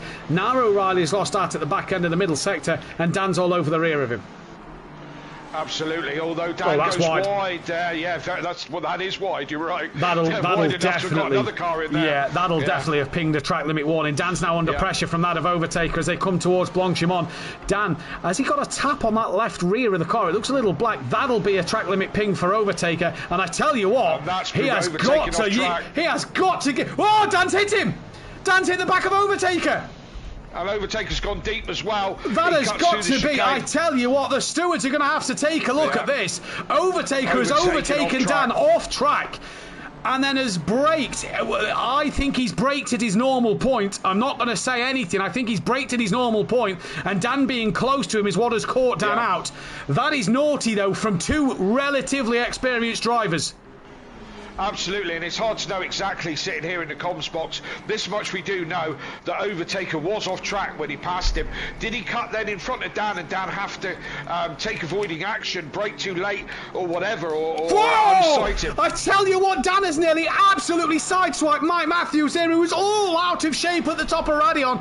Dan's now got a mega run, and McGowan now is trying to come back on Dan as well. Dan has definitely got a bit of black on that rear bumper, maybe a few kisses off of Overtaker and the front of his car. I tell you what, it was tit for tat last week from what I heard between Overtaker and Dan. Well, that continues into a second week, and it's been tit for tat for seasons between these two. It has for a long time. They're fierce rivals. So yeah, I mean, normal service is resumed, but Dan is wringing the neck of that Porsche. He's either got severe damage or he's driving a little bit on the angry side. Pit window doesn't open for another 10 minutes, so he's got to try and come back into this one as Dan Davis, current defending champion. I'll tell you what, Kelly, and I know PN's in here on mute at the moment. You guys cannot hear him. I think we're in for a few tickets this week. Absolutely. Whoever's the steward team are, whoever the stewards team are, I think, get your notepads ready, because there's going to be a lot to take in this week. May have to get Discord. May have to get Discord sorted out on the laptop if I'm in hospital ready. Yeah, absolutely. Push, Emily, push, please. What are you doing? I'm stewarding. Sorry, can't be there. Apologies. Rob Smith in the chat's thinking that Overtaker may have lifted to let Dan back. Well, pass. if he did, that's naughty. Yes. If he did, though, if that is the case from Rob Smith, that is incredibly naughty to lift off instead of getting to the braking zone and giving Dan the space. He just came back onto track. So, and I mean, look. At the end of the day, it's very easy to sit here and comment 100%. On what we're looking at. Until we have all the data, which the stewards will get, you don't exactly know what happened. As I said, Overtaker was definitely off track. That we know. What we can say, Overtaker passed Dan off the circuit. The rest, that is down to the stewards, because at the end of the day, Overtaker may have braked in his normal position, meaning that Dan has gone into the back of Overtaker. And that will be the be all and end all. Dan would have then run into the back of Overtaker. End of conversation. But as I said, Overtaker could have braked early, could have lifted to let Dan through, but you would have thought he would have just run his line off track and joined in behind. As I said, these are all questions that we can ask, but we don't know the answers to until the stewards look at it. It'd be interesting. It'd be interesting to know, and we will. There we go. Look, and Plava saying that on Dan's onboard, I saw Overtaker's brake lights come on. So there we go. Overtaker's probably braking for the chicane, and Dan's got caught out in that, and that's then down onto Dan Fit in the back of Overtaker. As Fraser O'Brien has got ahead of Gorb at the moment, and we're watching Skunky on the back of Gorb right now, coming in towards Lecom. Nothing going to happen there. What I will say, this week of Pro-Am and Pro, GT4 seemed relatively good. There has been a lot of tit for tat in terms of both Pro-Am and Pro, in terms of some of the incidents and tickets that we have seen last night, and what we think we may see tonight from what me and you have seen, Kelly. It does seem there's been a lot of tit for tat happening out there on the circuit, and that's what you don't want to see. We get that tempers are high, adrenaline is being pumped through the body.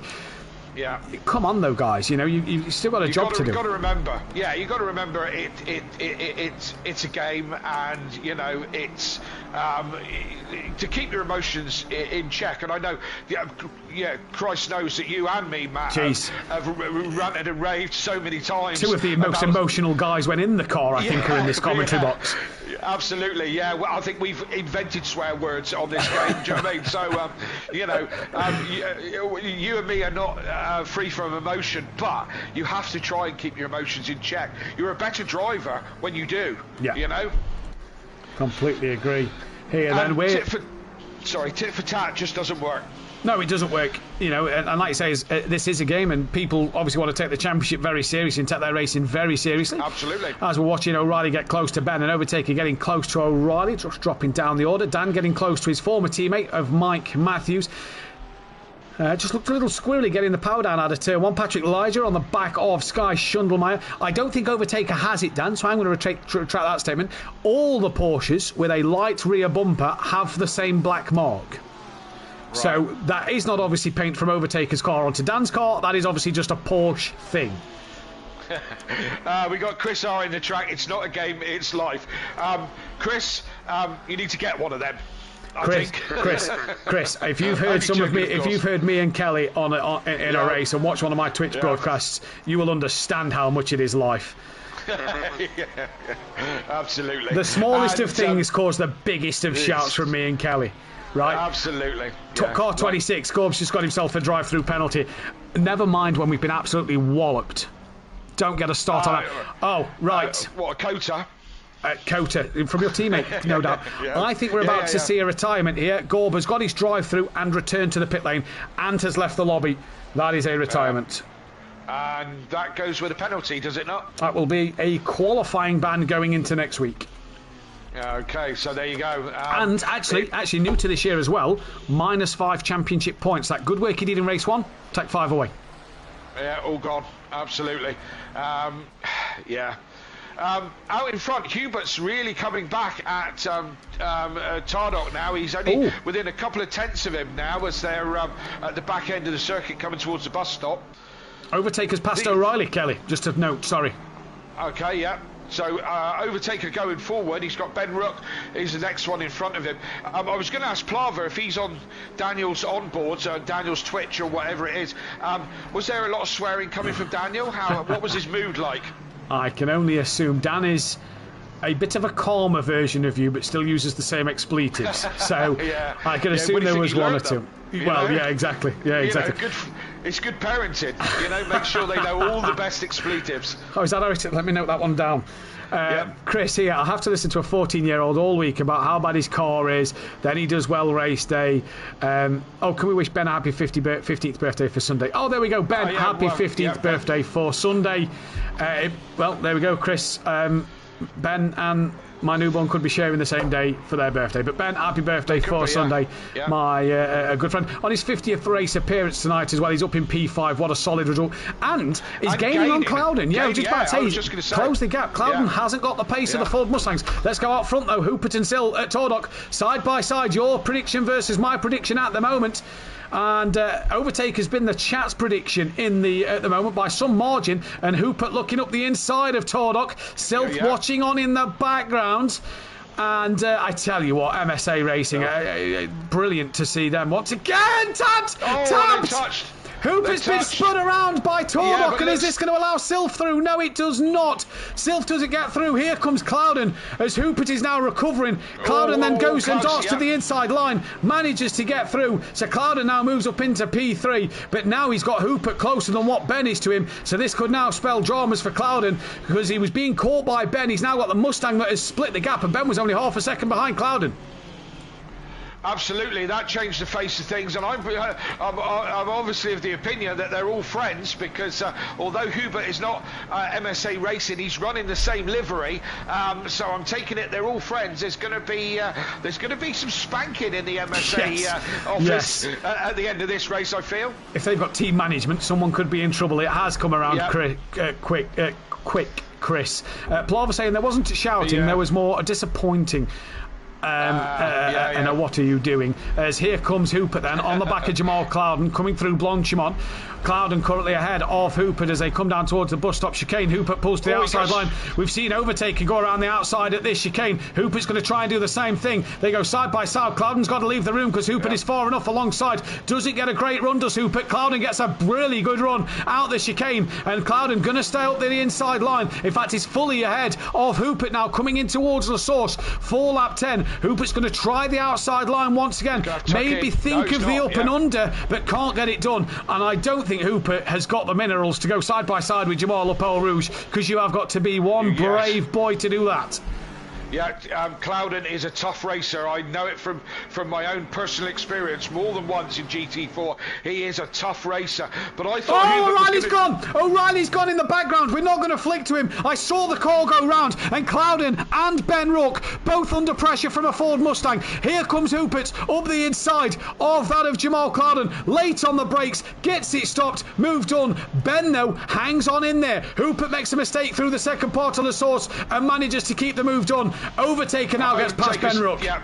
I was just going to say that Overtaker was on the move forward at the same time that Hooper was, and good racing from these lot, good clean racing, and got to take a breath. So back to 1, 2, 3 on the forwards, but now Hoopert's got 3 seconds or so. Clouden hasn't given this one up though.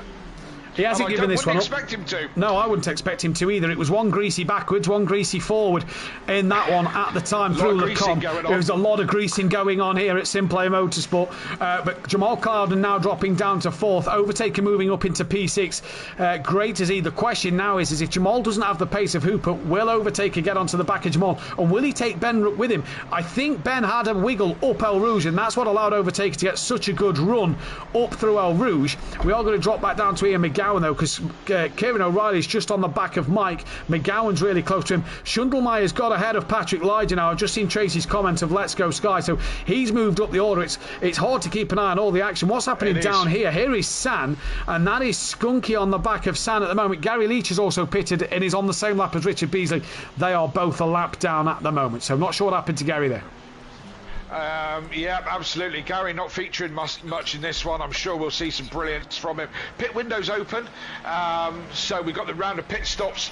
It's going to come in the next 10 minutes. Pit window open on this extremely long pit lane here, and first one diving in, Mike Matthews, is it? Yeah, Mike Matthews already into the pit, and as is Dan Davis. Dan Davis also in the pits. No, I'm not either. Probably got damage that he wants to repair. Look at this pit lane. Sorry, you can't. It's my view, not yours. This pit lane is so long. You go all the way down the F1 pit lane, round the corner, and then into the GT pit lane, or the support pit lane, before you can get your pit stop done. It's huge long pit lane. Awful. But these two are in the pits. Mike weaving in the pits, trying to keep temperature in his tyres. Yeah, that to me then would signal that Mike Matthews isn't changing tyres. Clouden has been overtaken by Overtaker there. Relatively easy. I would suggest that because Overtaker had significant pace over Clouden didn't fight that one too hard, and has something gave it away by the fact that Clouden didn't defend. I feel Clouden's probably going to defend a little harder from Ben Rook here, considering that they're not teammates. Clouden's going to want to work for that one. Absolutely. But by letting Overtaker through, that has brought Ben onto the back of him. It sounds like there was some greasiness from the greasers. Just slipping one up the other. if you know what I mean.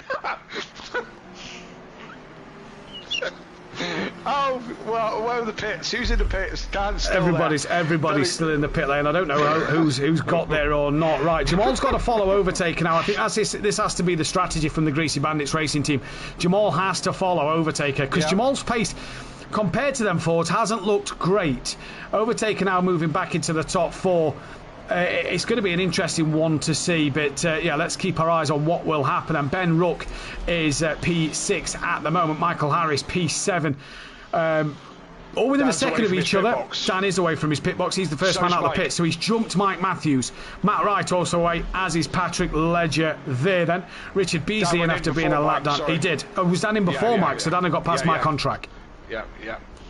He had, somewhere, I don't know where, but Dan was ahead as they go in. Matt Wright is out and away as well, and who else is in there? Hoffler's away.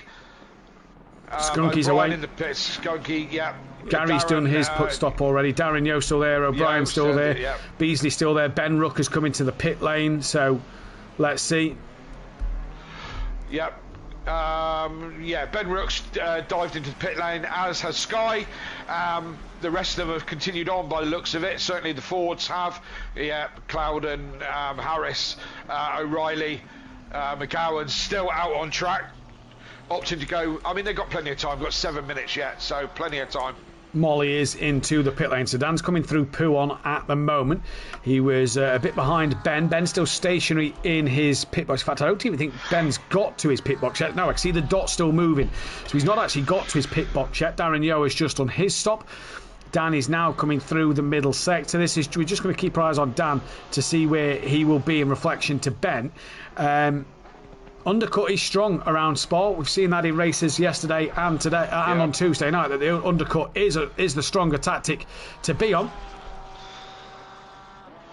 Yes, absolutely. If you get everything right, if you hit your pit box right, and all that. So So we've got Dan is just coming through the back end of the circuit up to the bus stop chicane, and see if he makes any places. Well, put it this way, yellow flag. That is the 313 of Gary Leach, who has now been lapped. Dan's missed the chicane. Yeah. So that is going to take a lot of time off of him there. Now, one thing to note, Kelly, if Ben goes green by the time Dan's at turn 1, Ben should come out in front. If Dan is already down out of turn 1, there we go then. So now Ben's away. This is going to be very close to see who will come out at the top of Radion. Ben's off the limiter. Yep. I think Ben's going to have this one done over Dan, but Dan was a couple of seconds behind Ben anyway, and had that mistake at the chicane just a moment ago. There's Ben, there's Dan. Ben keeps the place. Certainly does. So the Team Audio Sport Cars line of stern. Come on, you two, otherwise I'm not paying you. As Unsworth and Sam, that's the closest fight on track at the moment. So Gary, yellow flag once again. We've actually lost 2 drivers from this race. Have we? Who's the other one? I'm not 100% sure, because I cannot see. We've lost Gorb, but I'm trying to think who else we have lost. I cannot see who it is. No, I can't. Because Gary Leach is still there, Beasley's still there, Skunky's still there, Hoffer, Ledger, Matt Wright. We did have 25 runners. So Dan, Ben, Matt Wright, Fraser O'Brien, he's still there. Michael Harris as Unsworth comes into the pit lane. Let's go on board with the leaders, who are separated by 0.3 of a second. O'Brien Harris is still there. I've seen Harris's name, Beasley's still there, Skunky's still there. Viper. I cannot see Viper. So that one. He had a massive crash at the beginning, didn't he? He was involved in that big incident at the beginning. I wonder if he dropped then, or when he went. But he was definitely involved in that incident. So there we go. That could be 2 unqualifying bans next week. Then, as we come forward in this race, what will happen with everybody here? Then we're currently watching the battle out front at the moment. What a fight this is! Absolutely, and keep your comments coming in the chat, because we love to hear your comments. Gives us another element, things to talk about. So do keep the chat coming. In the chat, PM, who's also in our party and just in our ears, Chris R, Rob Smith, Emplava.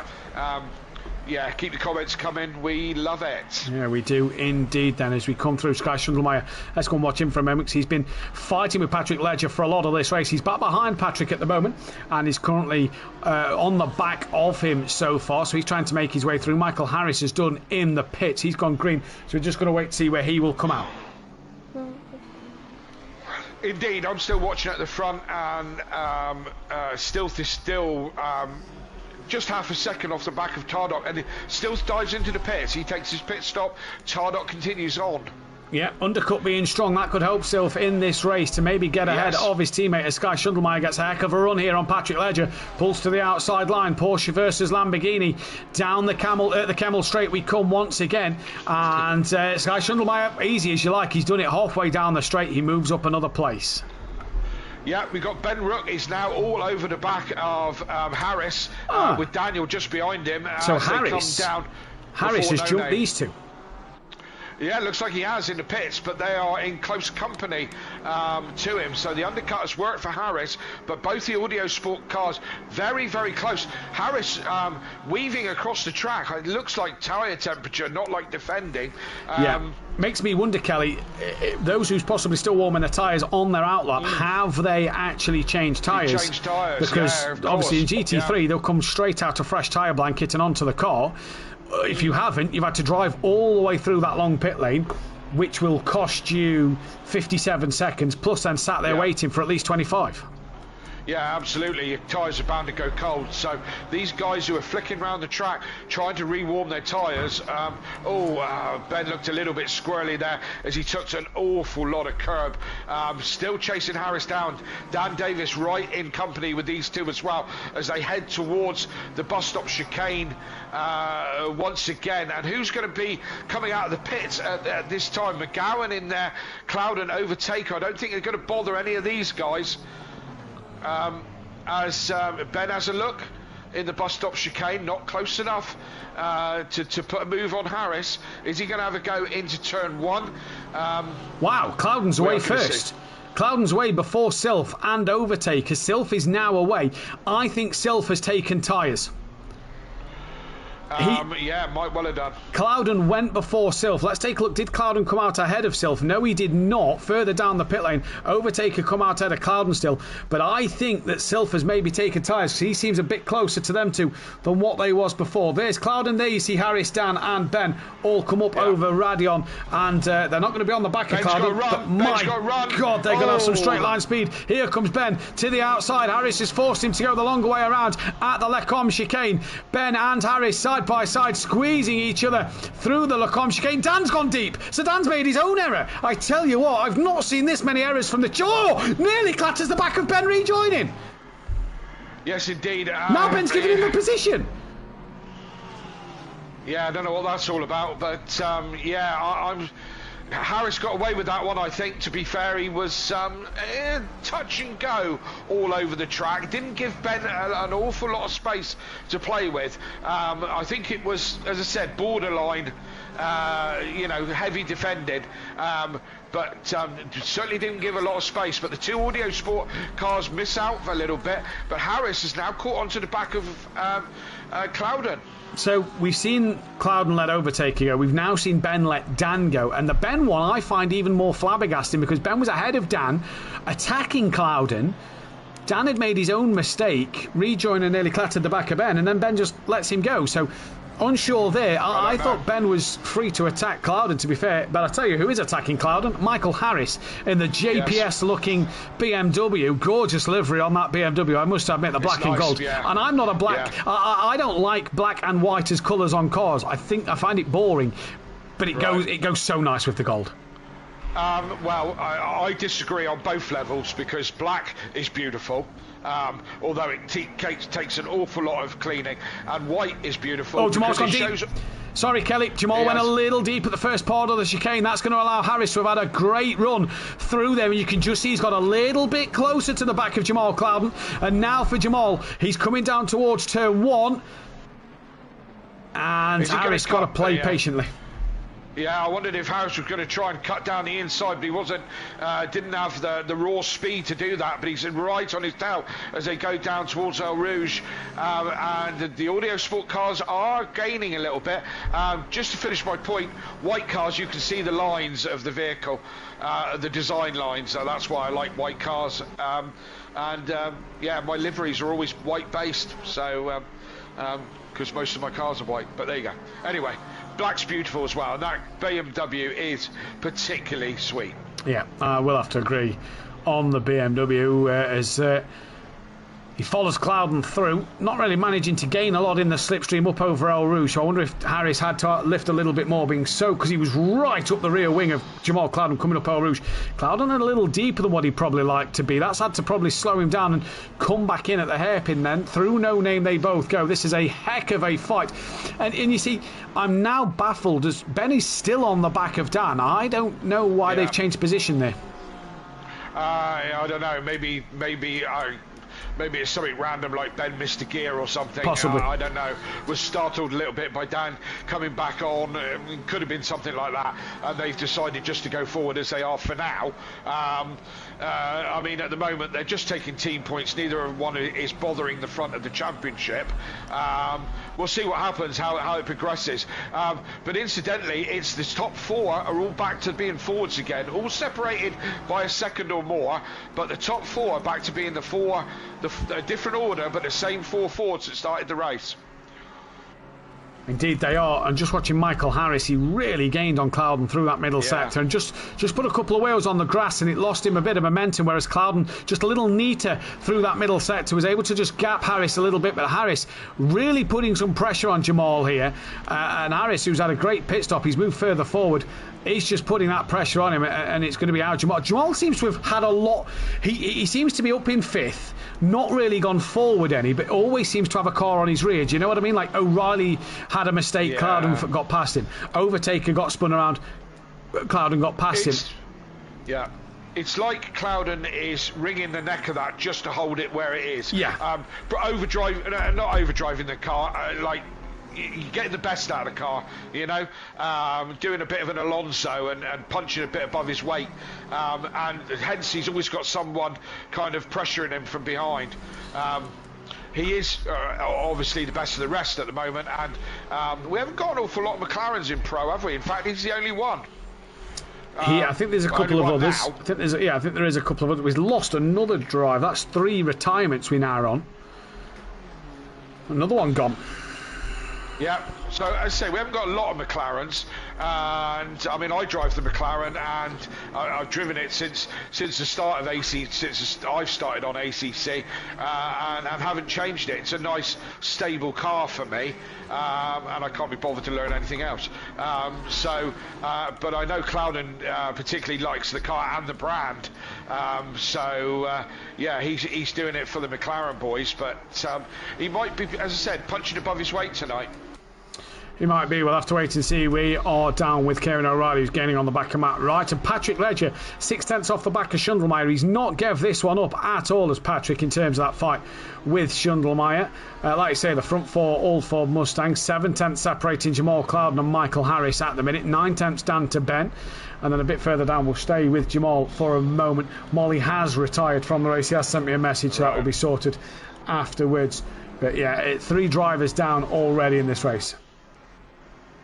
Yes, indeed, which is yeah, disappointing, but hey, you never know the circumstances.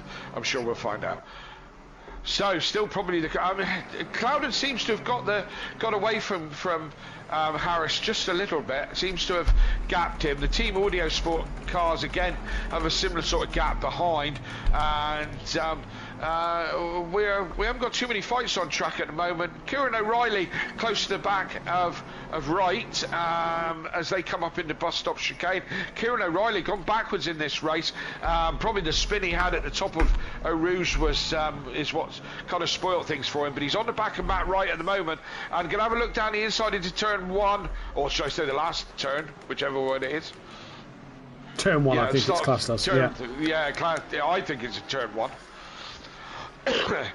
So O'Reilly is again right up behind Matt Wright as they go through Eau Rouge. See how the Honda goes through there this time. Yeah, not so bad. And he's staying with Matt Wright. And is he going to get a run on him down the Camel Straight? It's looking close, but I don't think he's close enough, to be honest. No, I don't think he's close enough at all either. No. Hubert's come back at Tardock a little bit. Yeah, and Overtaker's got past Sylph. So he has, yes, you're right. That was 2.9 seconds a minute ago. It's now down. It's now that Overtaker leads by, or is in third place by half a second. So that is an interesting one for Overtaker. In terms of your question, John, I don't bring up the timetable with this being the main broadcast. I don't bring up the timetable to check the fastest lap of the race, so I cannot tell you at the moment. You can do that. Yep, you can press on Hubert and it should tell you his fastest lap of the race.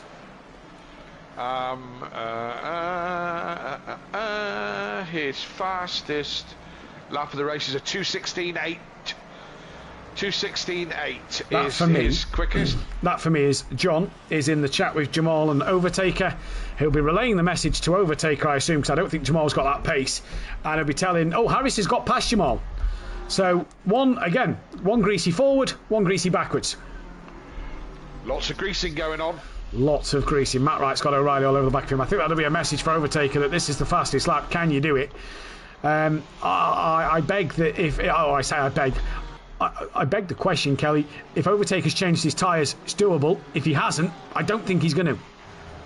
Funnily enough, Matt, in Overtaker's stats, he owns...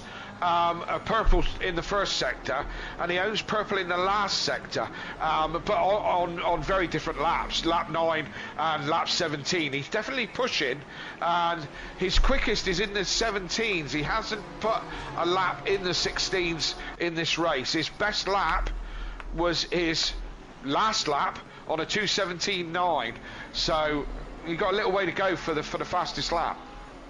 Yeah, there we go then. So he has got a little way to go in this race at the moment in terms of what he'll be able to do.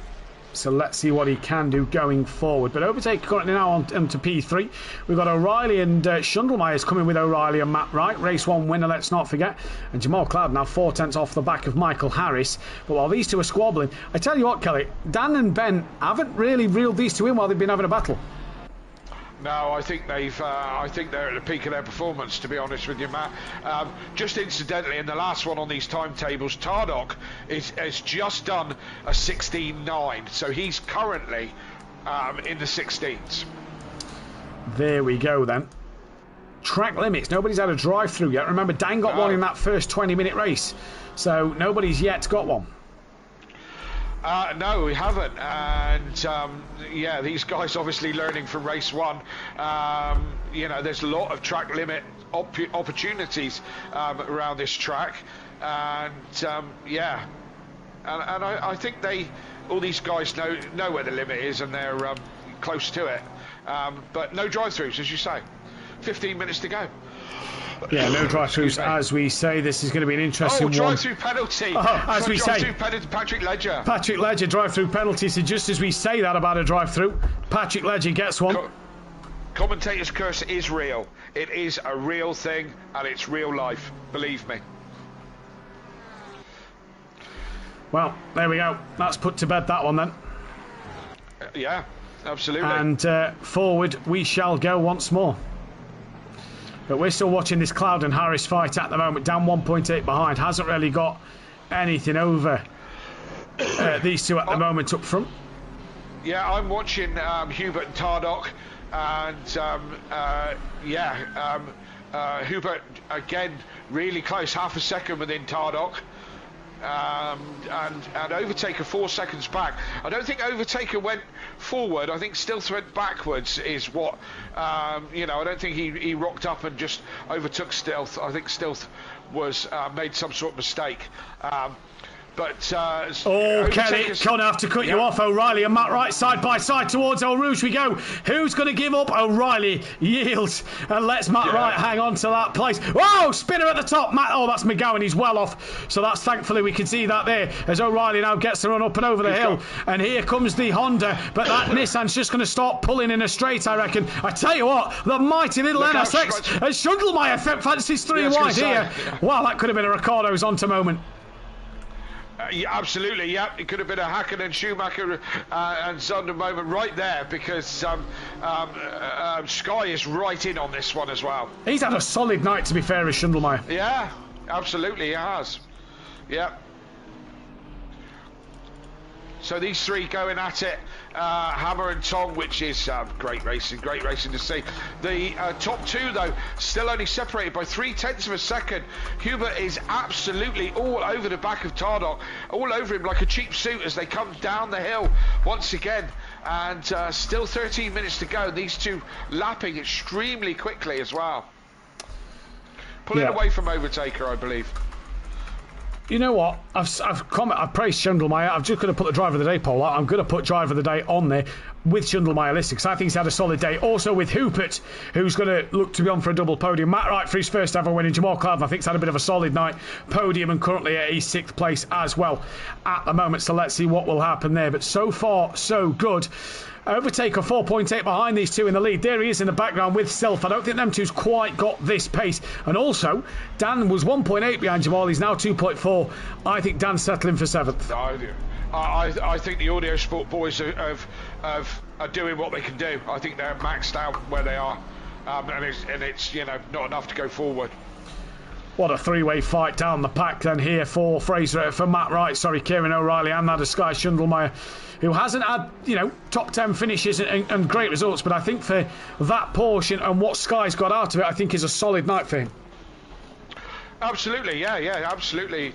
Respect to him for sure, because I don't think the Porsche is the greatest car around here by a long shot.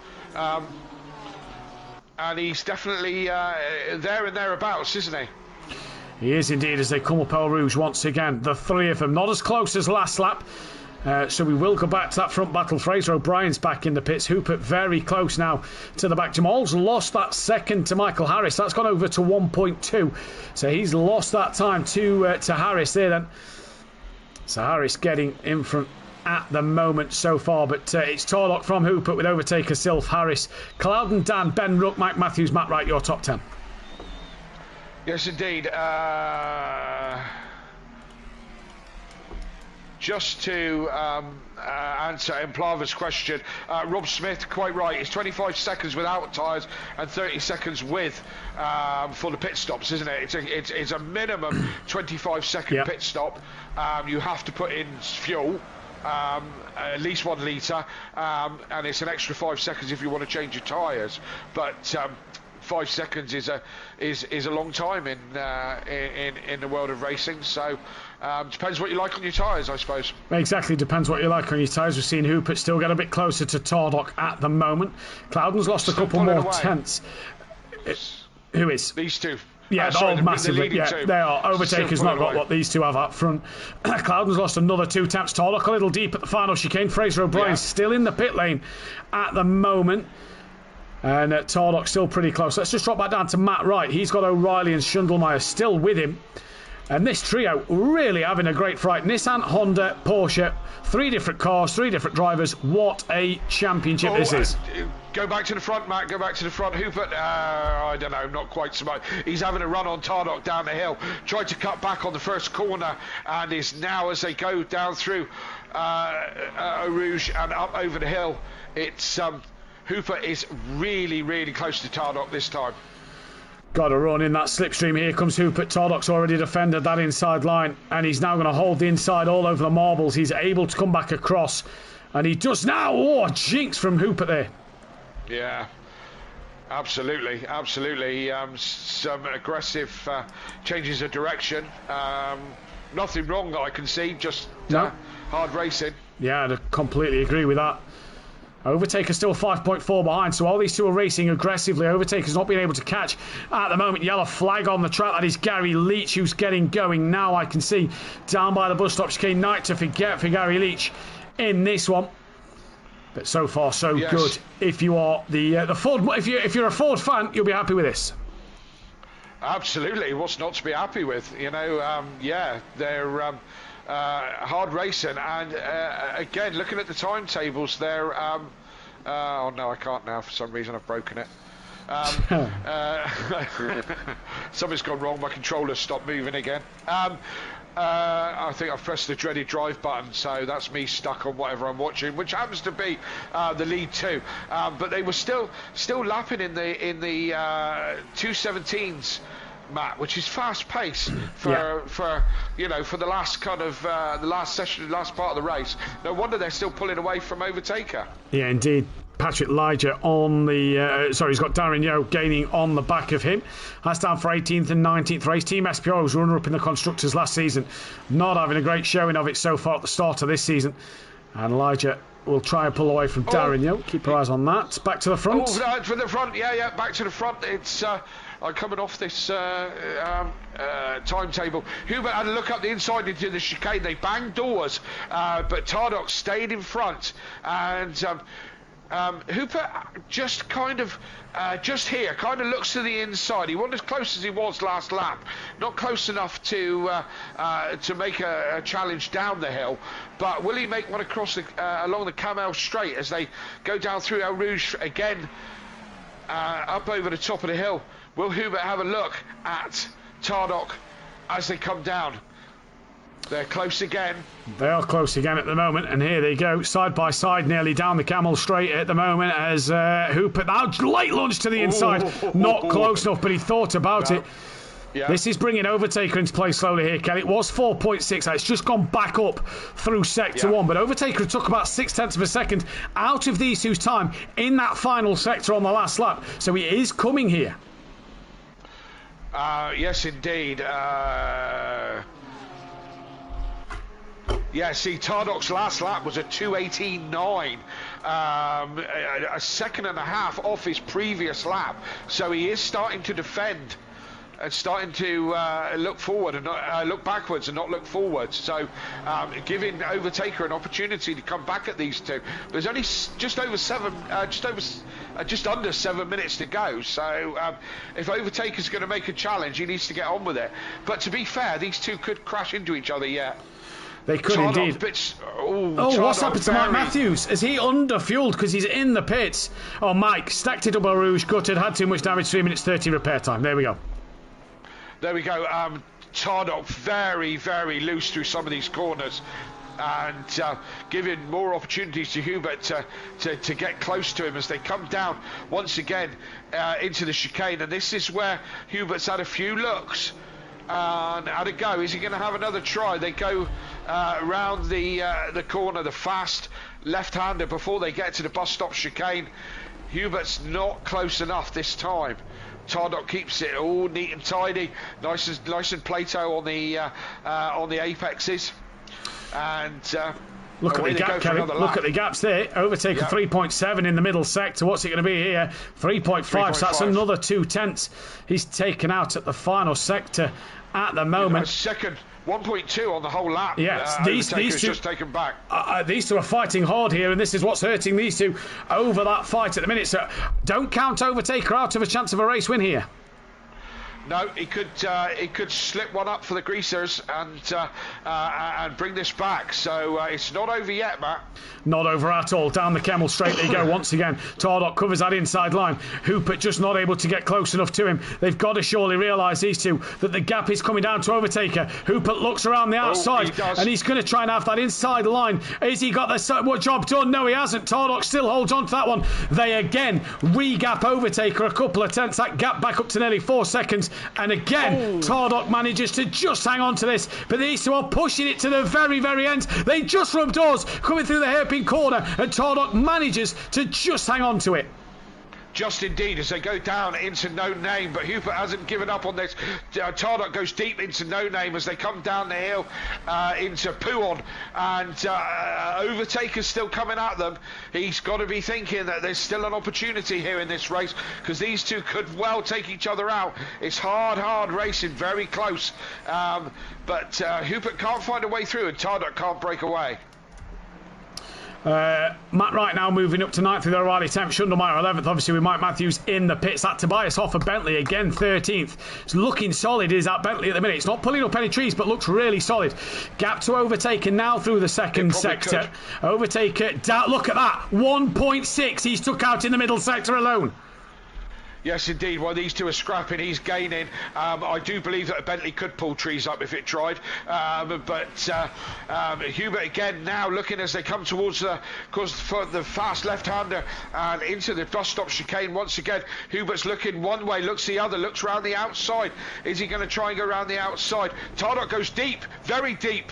Hubert has got the outside line now. This will give him the inside line for turn one on the power. Done it, Kelly. He's done it. He's got it done. He's done it. So Tardot going deep at the chicane all on his own has allowed Hubert to get through. Overtaker now down to 1.5, so 2.2 he gained on the last lap. And bearing in mind, after sector 1, he lost 0.2 of a second. There will be 2 laps left in this race. It is not over yet. Cloudon's got back within a second of Michael Harris. O'Reilly still within a couple of tenths of Matt Wright, as is Sky Schundelmeyer. No real battles helping him elsewhere down the circuit, but it's now Tardot's chance to get the run up El Rouge and his chance to attack Hubert down towards the Com. Side by side they come down the Kemmel straight once again. Tardot on the outside line, Hubert on that inside line in towards the Com for the 24th time of asking. Tardot around the outside, can he make it stick? They give each other just enough room and they're still together, and Hubert now hangs on to it, but Overtaker joins the party. Oh yes, absolutely, and he is going to join the party. And I thought Hubert was going to go deep there. He runs up on the curb all kind of clumsily as he comes out that last corner. But Tardot hasn't given this one up yet. He hasn't. He doesn't want to give this one up without a fight at the moment. Race win last week at Brands Hatch on his debut at SimPlay Motorsport. He took 2 of the fun event race wins he took 1 of the fun event race wins at the Audi event at Paul Ricard. Overtaker's now made this duo into a 3-way, and it's about to get interesting in this final lap and a half here at Spa-Francorchamps in the Ardennes Forest. Deep, not in the shame it's not deep in the jungle, because I could have said something there, but it's not. Either way, we're in for a cracking finale. I think Tardot has now realised he's got to let Hubert go, because he may have to start watching Overtaker. Yes, indeed, that could well be the case. We're either going to have a line of stern last lap, or we're going to have an epic last lap. But whatever we get, it's certainly been close racing from these Fords. And is it going to be this way all season? It's been a Ford domination for round 1 and round 2, and well, let's see. It's not over yet. Yeah. Ford Mustang OP, Kelly. I'm going to claim it now after 2 weeks. Ford Mustang OP as Mike Matthews definitely off the circuit, stay out the way under the blue flags, and through they come. Now Mike Matthews still staying off the circuit as he lets the leaders go at the moment. Last lap then, Hubert from Tardot from Overtaker. Cloudon's within 0.3 of Michael Harris as well now, so he's brought the party back to Harris for P5 and 6, and Dan Davis has had nothing. That gap's 5.7. He has had nothing back to Jamal Cloudon in this one, but it is all go here between the top 3. Hubert versus Tardot versus Overtaker. Yes, indeed, as we go up Eau Rouge for the last time. Well, might get a lap. No, we won't get another lap. That's another extreme track limit from Overtaker there. Absolutely. He's probably using up his chances now. As he gets a run on the back of Tardot. Did he gain so much by going deep? Yeah, he can keep his foot in. It's easy to keep the foot in and to stay there. That's twice. It's twice in this race, Kelly. You don't want to see this stuff. Some gravel there. Yeah, well, bring us the updated version, because in fact no, there is still no gravel at the moment on this part of the circuit. Either way, Hubert leading this race, done a good job so far. Yes, indeed, and I think he's got the measure of Tardock now. And he's gone deep. What's he get off the grass? Yeah, he's on the grass. Just going to drop back. Okay, not sure what's happened to Clouden. Sorry, Kelly. He was within 700ths of a second, but it's dropped back now. That gap is no longer 700ths of a second. Clouden must have made a mistake somewhere trying to overtake that of Michael Harris. Yeah, we didn't see that one. I'm still on board with the three leaders. Yeah. As I said, Hubert went all the way down the grass. What did he think? He had a Honda there for a minute. He went about 200 yards down on the grass. Probably got a wheel on, and I've just dropped my controller. Probably got a wheel on the grass and struggled to get it off again, because that can happen. And we're coming into the closing stages of this lap now, and I don't think anything's going to change unless Overtaker puts an absolute damn dare one into the chicane. I can't see that anything's going to change. Nobody's close enough. No, nobody's close enough, and he manages to stay within the track limits this time around, as they all do. Here comes Hooper then into the final chicane. Through he goes, through the left-hander, through the right, through the left. Hooper's going to take his first race win at SimPlay Motorsport from that of Tardock. Hooper fastest lap as well. Tardock second, Overtaker third. Great result for him. Sylph will take P4. Lovely stuff there. Michael Harris just at the very end. Look, he's hanging on over that of Clouden really for P5. Clouden will take P6. Then it's Dan Davis coming home with Ben Rook, and Dan's let Ben go. Give it a place back. Maybe they that was the swap that they did earlier, and they swapped it back. I don't know. I wasn't. I must have missed the team briefing when we did it. Kieran O'Reilly crosses line for P9 and Schundelmeyer 10th. They both got ahead of Matt Wright. McGowan 12th place. Tobias Hoffer is 13th place. At the moment, we're waiting for him to come across the line.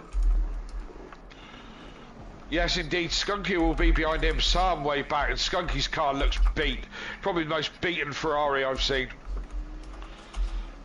Been in the wars with that one for sure. Tobias Hoffer crosses the line P13. Like I say, we're on board with Skunky now, who is currently at the minute. Yeah, quite a way back as he comes up to the bus stop chicane. He'll be followed in by Ensan, also in a Ferrari. They are close, but not close enough for anything to change. So Skunky's going to come across the line 14th, and Ensan is going to come across the line in 15th. Unsworth is, just coming into chicane now in another Ferrari, and is going to take 16th place. Patrick Ledger in close company with Daz. He has gone deep. And he's going to have to yield that. Position? No, he's gave it Darren, and that's probably the right thing to do there, Kelly. I have to say, went deep at the chicane.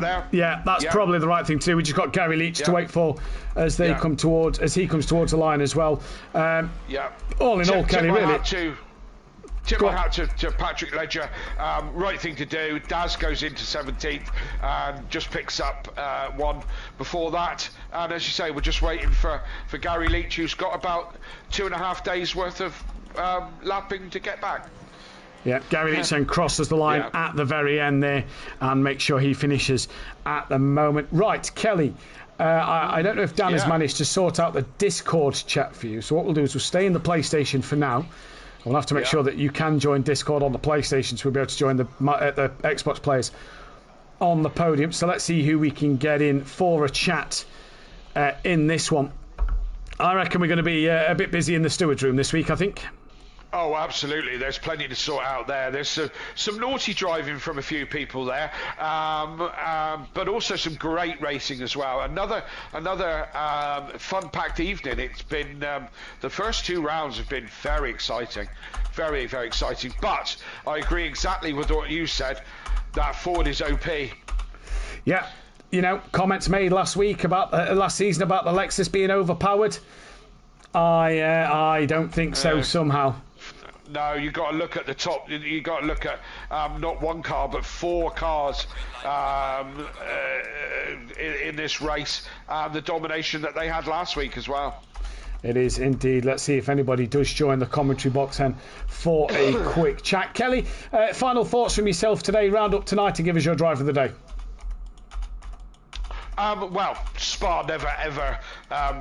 disappoints, does it? It's a classic track, we've got some epic drivers here at SimPlay, and I say that with all sincerity. I couldn't mix it with these guys. They're all way too good, which makes the racing absolutely fantastic. 2 rounds in, loving being back in the commentary box. And where are we going next week? We are going stateside for our first visit back at Indianapolis for this championship. What's that? I haven't done a single lap round that track, so I'm going to give it a go this week. I would, because it's different. If you remember the Project Cars 2 version of that circuit, it had the chicane down the back straight. You kind of come more like the old F1 layout, where you come a bit more infield and then take the lines that way. Just going to see if anybody is in the Discord chat. Matt Wright is in there. I will jump in the Discord chat, Kelly. So just see on where you join the parties, go to Discord. If you can see the SimPlay Motorsport on there, great. I am going to go and chat with Matt Wright. He did have his first race win, so I will join him for that one. If we can't get you in there, it's been a pleasure, and we'll see you next week. Well, I was just going to do my driver of the day very quickly. I'm going to give it to Hooper, but honourable mention to Tardok and to Overtaker with a great comeback. We do have Matt Wright, who is in with us now so far for the driver interview. We hope that Kelly will be able to get in. Just going to make sure that everybody on stream can hear me at this moment in time. If you're able to hear me, please let me know. Can't stop tonight for the interviews, but good race or great comms this week. Matt, hope all goes well. Thank you, Chris, for that one in there. Just going to mute up that because I don't know how to get onto the Discord. Hang on. The audio of the PlayStation party, so I will have to sort that out and mute that in this one at the moment. That one should be okay now. I'm just going to wait for that to stop talking on my end on the PC, and then we'll bring Matt Wright in for his chat. Nobody else currently yet joining the interview room at the moment. Matt, are you there? Can you hear us? I am, yeah. He is there. Right. I've got you loud and clear. We're just going to wait for this. That has now stopped. So, right, hopefully we should be able to hear you. Matt Wright, not only is that Nissan's second ever win, that is your very first win here at SimPlay Motorsport. It's been a long time coming, and what a way to do it. What a race. I'm buzzing. Absolutely buzzing with it. My heart was pounding at the end. But, yeah, it felt good. I always knew that it was going to be a very strong car in the race. It's impossible to get past. And I always, up that straight, it's always going to have a chance of getting past someone. And just kept my foot down and managed to take it on that second to last lap or final lap there. Yeah, indeed. And if I remember back to last week, I think I saw something in the Discord saying that you possibly picked the wrong car. And this week it's kind of made it look like you've made the right choice. Yeah. I think it's obviously it's a track that is going to favour it. I made a bit of a bad choice in race 2, which decided that it felt quite nice in quali with the quali setup. So decided to go for the quali setup in the race, and then after about 15 minutes, it was sliding all over the place. There we go. And tyre pressures were down at low 26, and I had nothing in the first stint. Managed to sort the pressures for the second stint, but then after about 15 minutes, I was just hanging on to the car. Really, I had O'Reilly following me around for 35 minutes, and that's not the person that you want sat on your rear bumper. But I managed to keep him behind until second to last lap when the car was just uncontrollable. I was just sliding. All in all, though, a great night, really, for yourself. Top 10 and the race win. It's good for the points. Obviously, drop scores coming in this week. That's probably not going to be your drop score, I'd imagine, this season in what was a solid night. After, I'd say, a tricky Brands Hatch. Yeah, I got caught up in some incidents in Brands Hatch. No help from my teammate. Oh, you got frazzled. Well, I didn't get frazzled, but the person that did get frazzled ended up in front of me, and me hitting the grass, spinning off, and I was caught up in the carnage. So that was straight back to second from last, and then it was just sort of damage control. So yeah, it wasn't the best, but like I say, this car's suited to nice long straights where I can really get the foot down. Brands Hatch was never going to be its strong circuit, so it wasn't too bad. Indeed. And it's a learning game in this car as well. So exactly. And Indianapolis next week, we head stateside. What can we do around there? Early morning race, so cooler starts, maybe even a bit of nighttime, sort of dark conditions to start the proceedings. What can we do at Indianapolis? I don't know, to be honest with you. I've done about 5 laps around there, so it's going to be a hard week of practice and learn that track and see what we can do. I mean, to be honest, I know I'm not going to get anywhere near those top 6 guys, but anywhere sort of from maybe top 10, I'm very happy with. Top 15, still happy with. It's I mean, this league's now just got even stronger, but it's great. It's great to have all the fast guys out there and to be part of it, really. Indeed it is. Matt Wright, congratulations. I'm actually going to give Matt Wright my vote for driver of the day. I know Kelly's gone the way of Hooper. I'm going to go the way of Matt Wright. I think solid night, and we always love a debutant winner. Or I say debutant winner, we always love a new winner at SimPlay Motorsport. It's joint in the chat. Hoopert and Clouden both take the joint driver of the day in there, but we do head to Indianapolis in a week's time. If you haven't already, press that thumbs up button and the bell to be notified when we go live. Subscribe to the channel if you are new. GT4s make a return Tuesday evening. Dan Davis will be live in the commentary box for that one. We hope we get Lexi back in the box for the first time this season on Wednesday evening. We hope all her internet problems are sorted and she can be back in the box for Wednesday night. If not, we'll see who will be in the box there. Myself and Kelly, all being well, will be in the commentary box Thursday night. I'm here This afternoon. I don't know who. Kelly is here. Oh, he's managed to get. Yeah, I made it. I made it. Oh, and all of a sudden, Cloud and Overtaker's rocked up. So we're not doing interviews, but I will finish up wrapping up what I was saying. Kelly will be here next Thursday. I will hopefully be here. We'll sort out all the logistics and all the behind the scenes, but we can go and speak. We'll first of all speak with Clouden. Race 1 P3 for him. Jamal, a P3, nearly a P3 in race, P4 in race 2, and nearly possibly a race win in that first one. Just talk us a bit about your first race. Got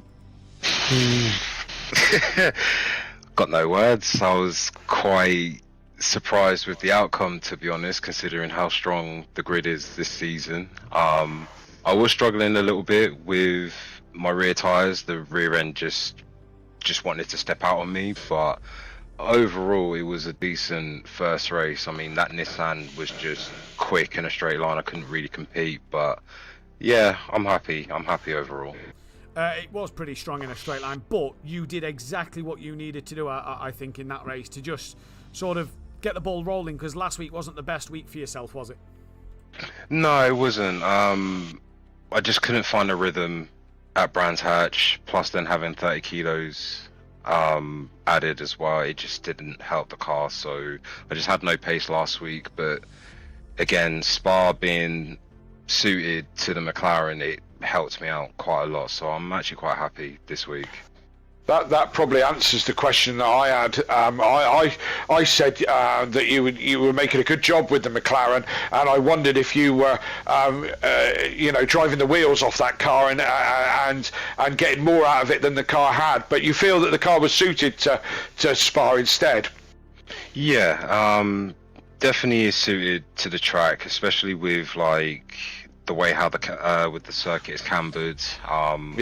Some of the high speeds, but being in the dirty air with some of the cars, it would just struggle. Like the rear end stepping out. I mean, the final lap of race 1, I just lost the rear end, and I'm surprised how I kept it. But yeah, P3, P6, I can't complain. I'm really happy with that.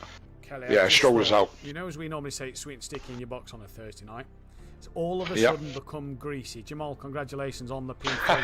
Overtaker, P3 in that second race, but it could have been so much more, really, because the two leaders was having an almighty squabble, and that allowed you to have a sniff at the end. Just a sniff and nothing more, really. It was a shame, with a fight for P1. I got beaten into turn 5 or turn 4. And it was really catch up after that, so a bit disappointed with P2, but it is what it is. Bit disappointed you did just that catch up.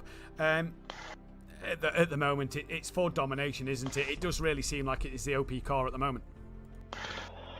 Actually, I've been racing these guys for a while, and I say guys, that to be and they're rapid in any car they choose. So if they were in the Bentleys, you would have Bentley 1, 2, 3. So, but yeah, on Spa, the Ford was the car to be in. It should be like that because it's a lot of straights, so it's pretty normal that is it. But yeah, these guys are rapid. I'm playing catch up with them, and my quali lap was probably my highlight of the season this year. Fine, I just realised I haven't unmuted myself on the stream. It was a heck of a quali lap. Kelly, anything you'd like to add at the end? Yeah.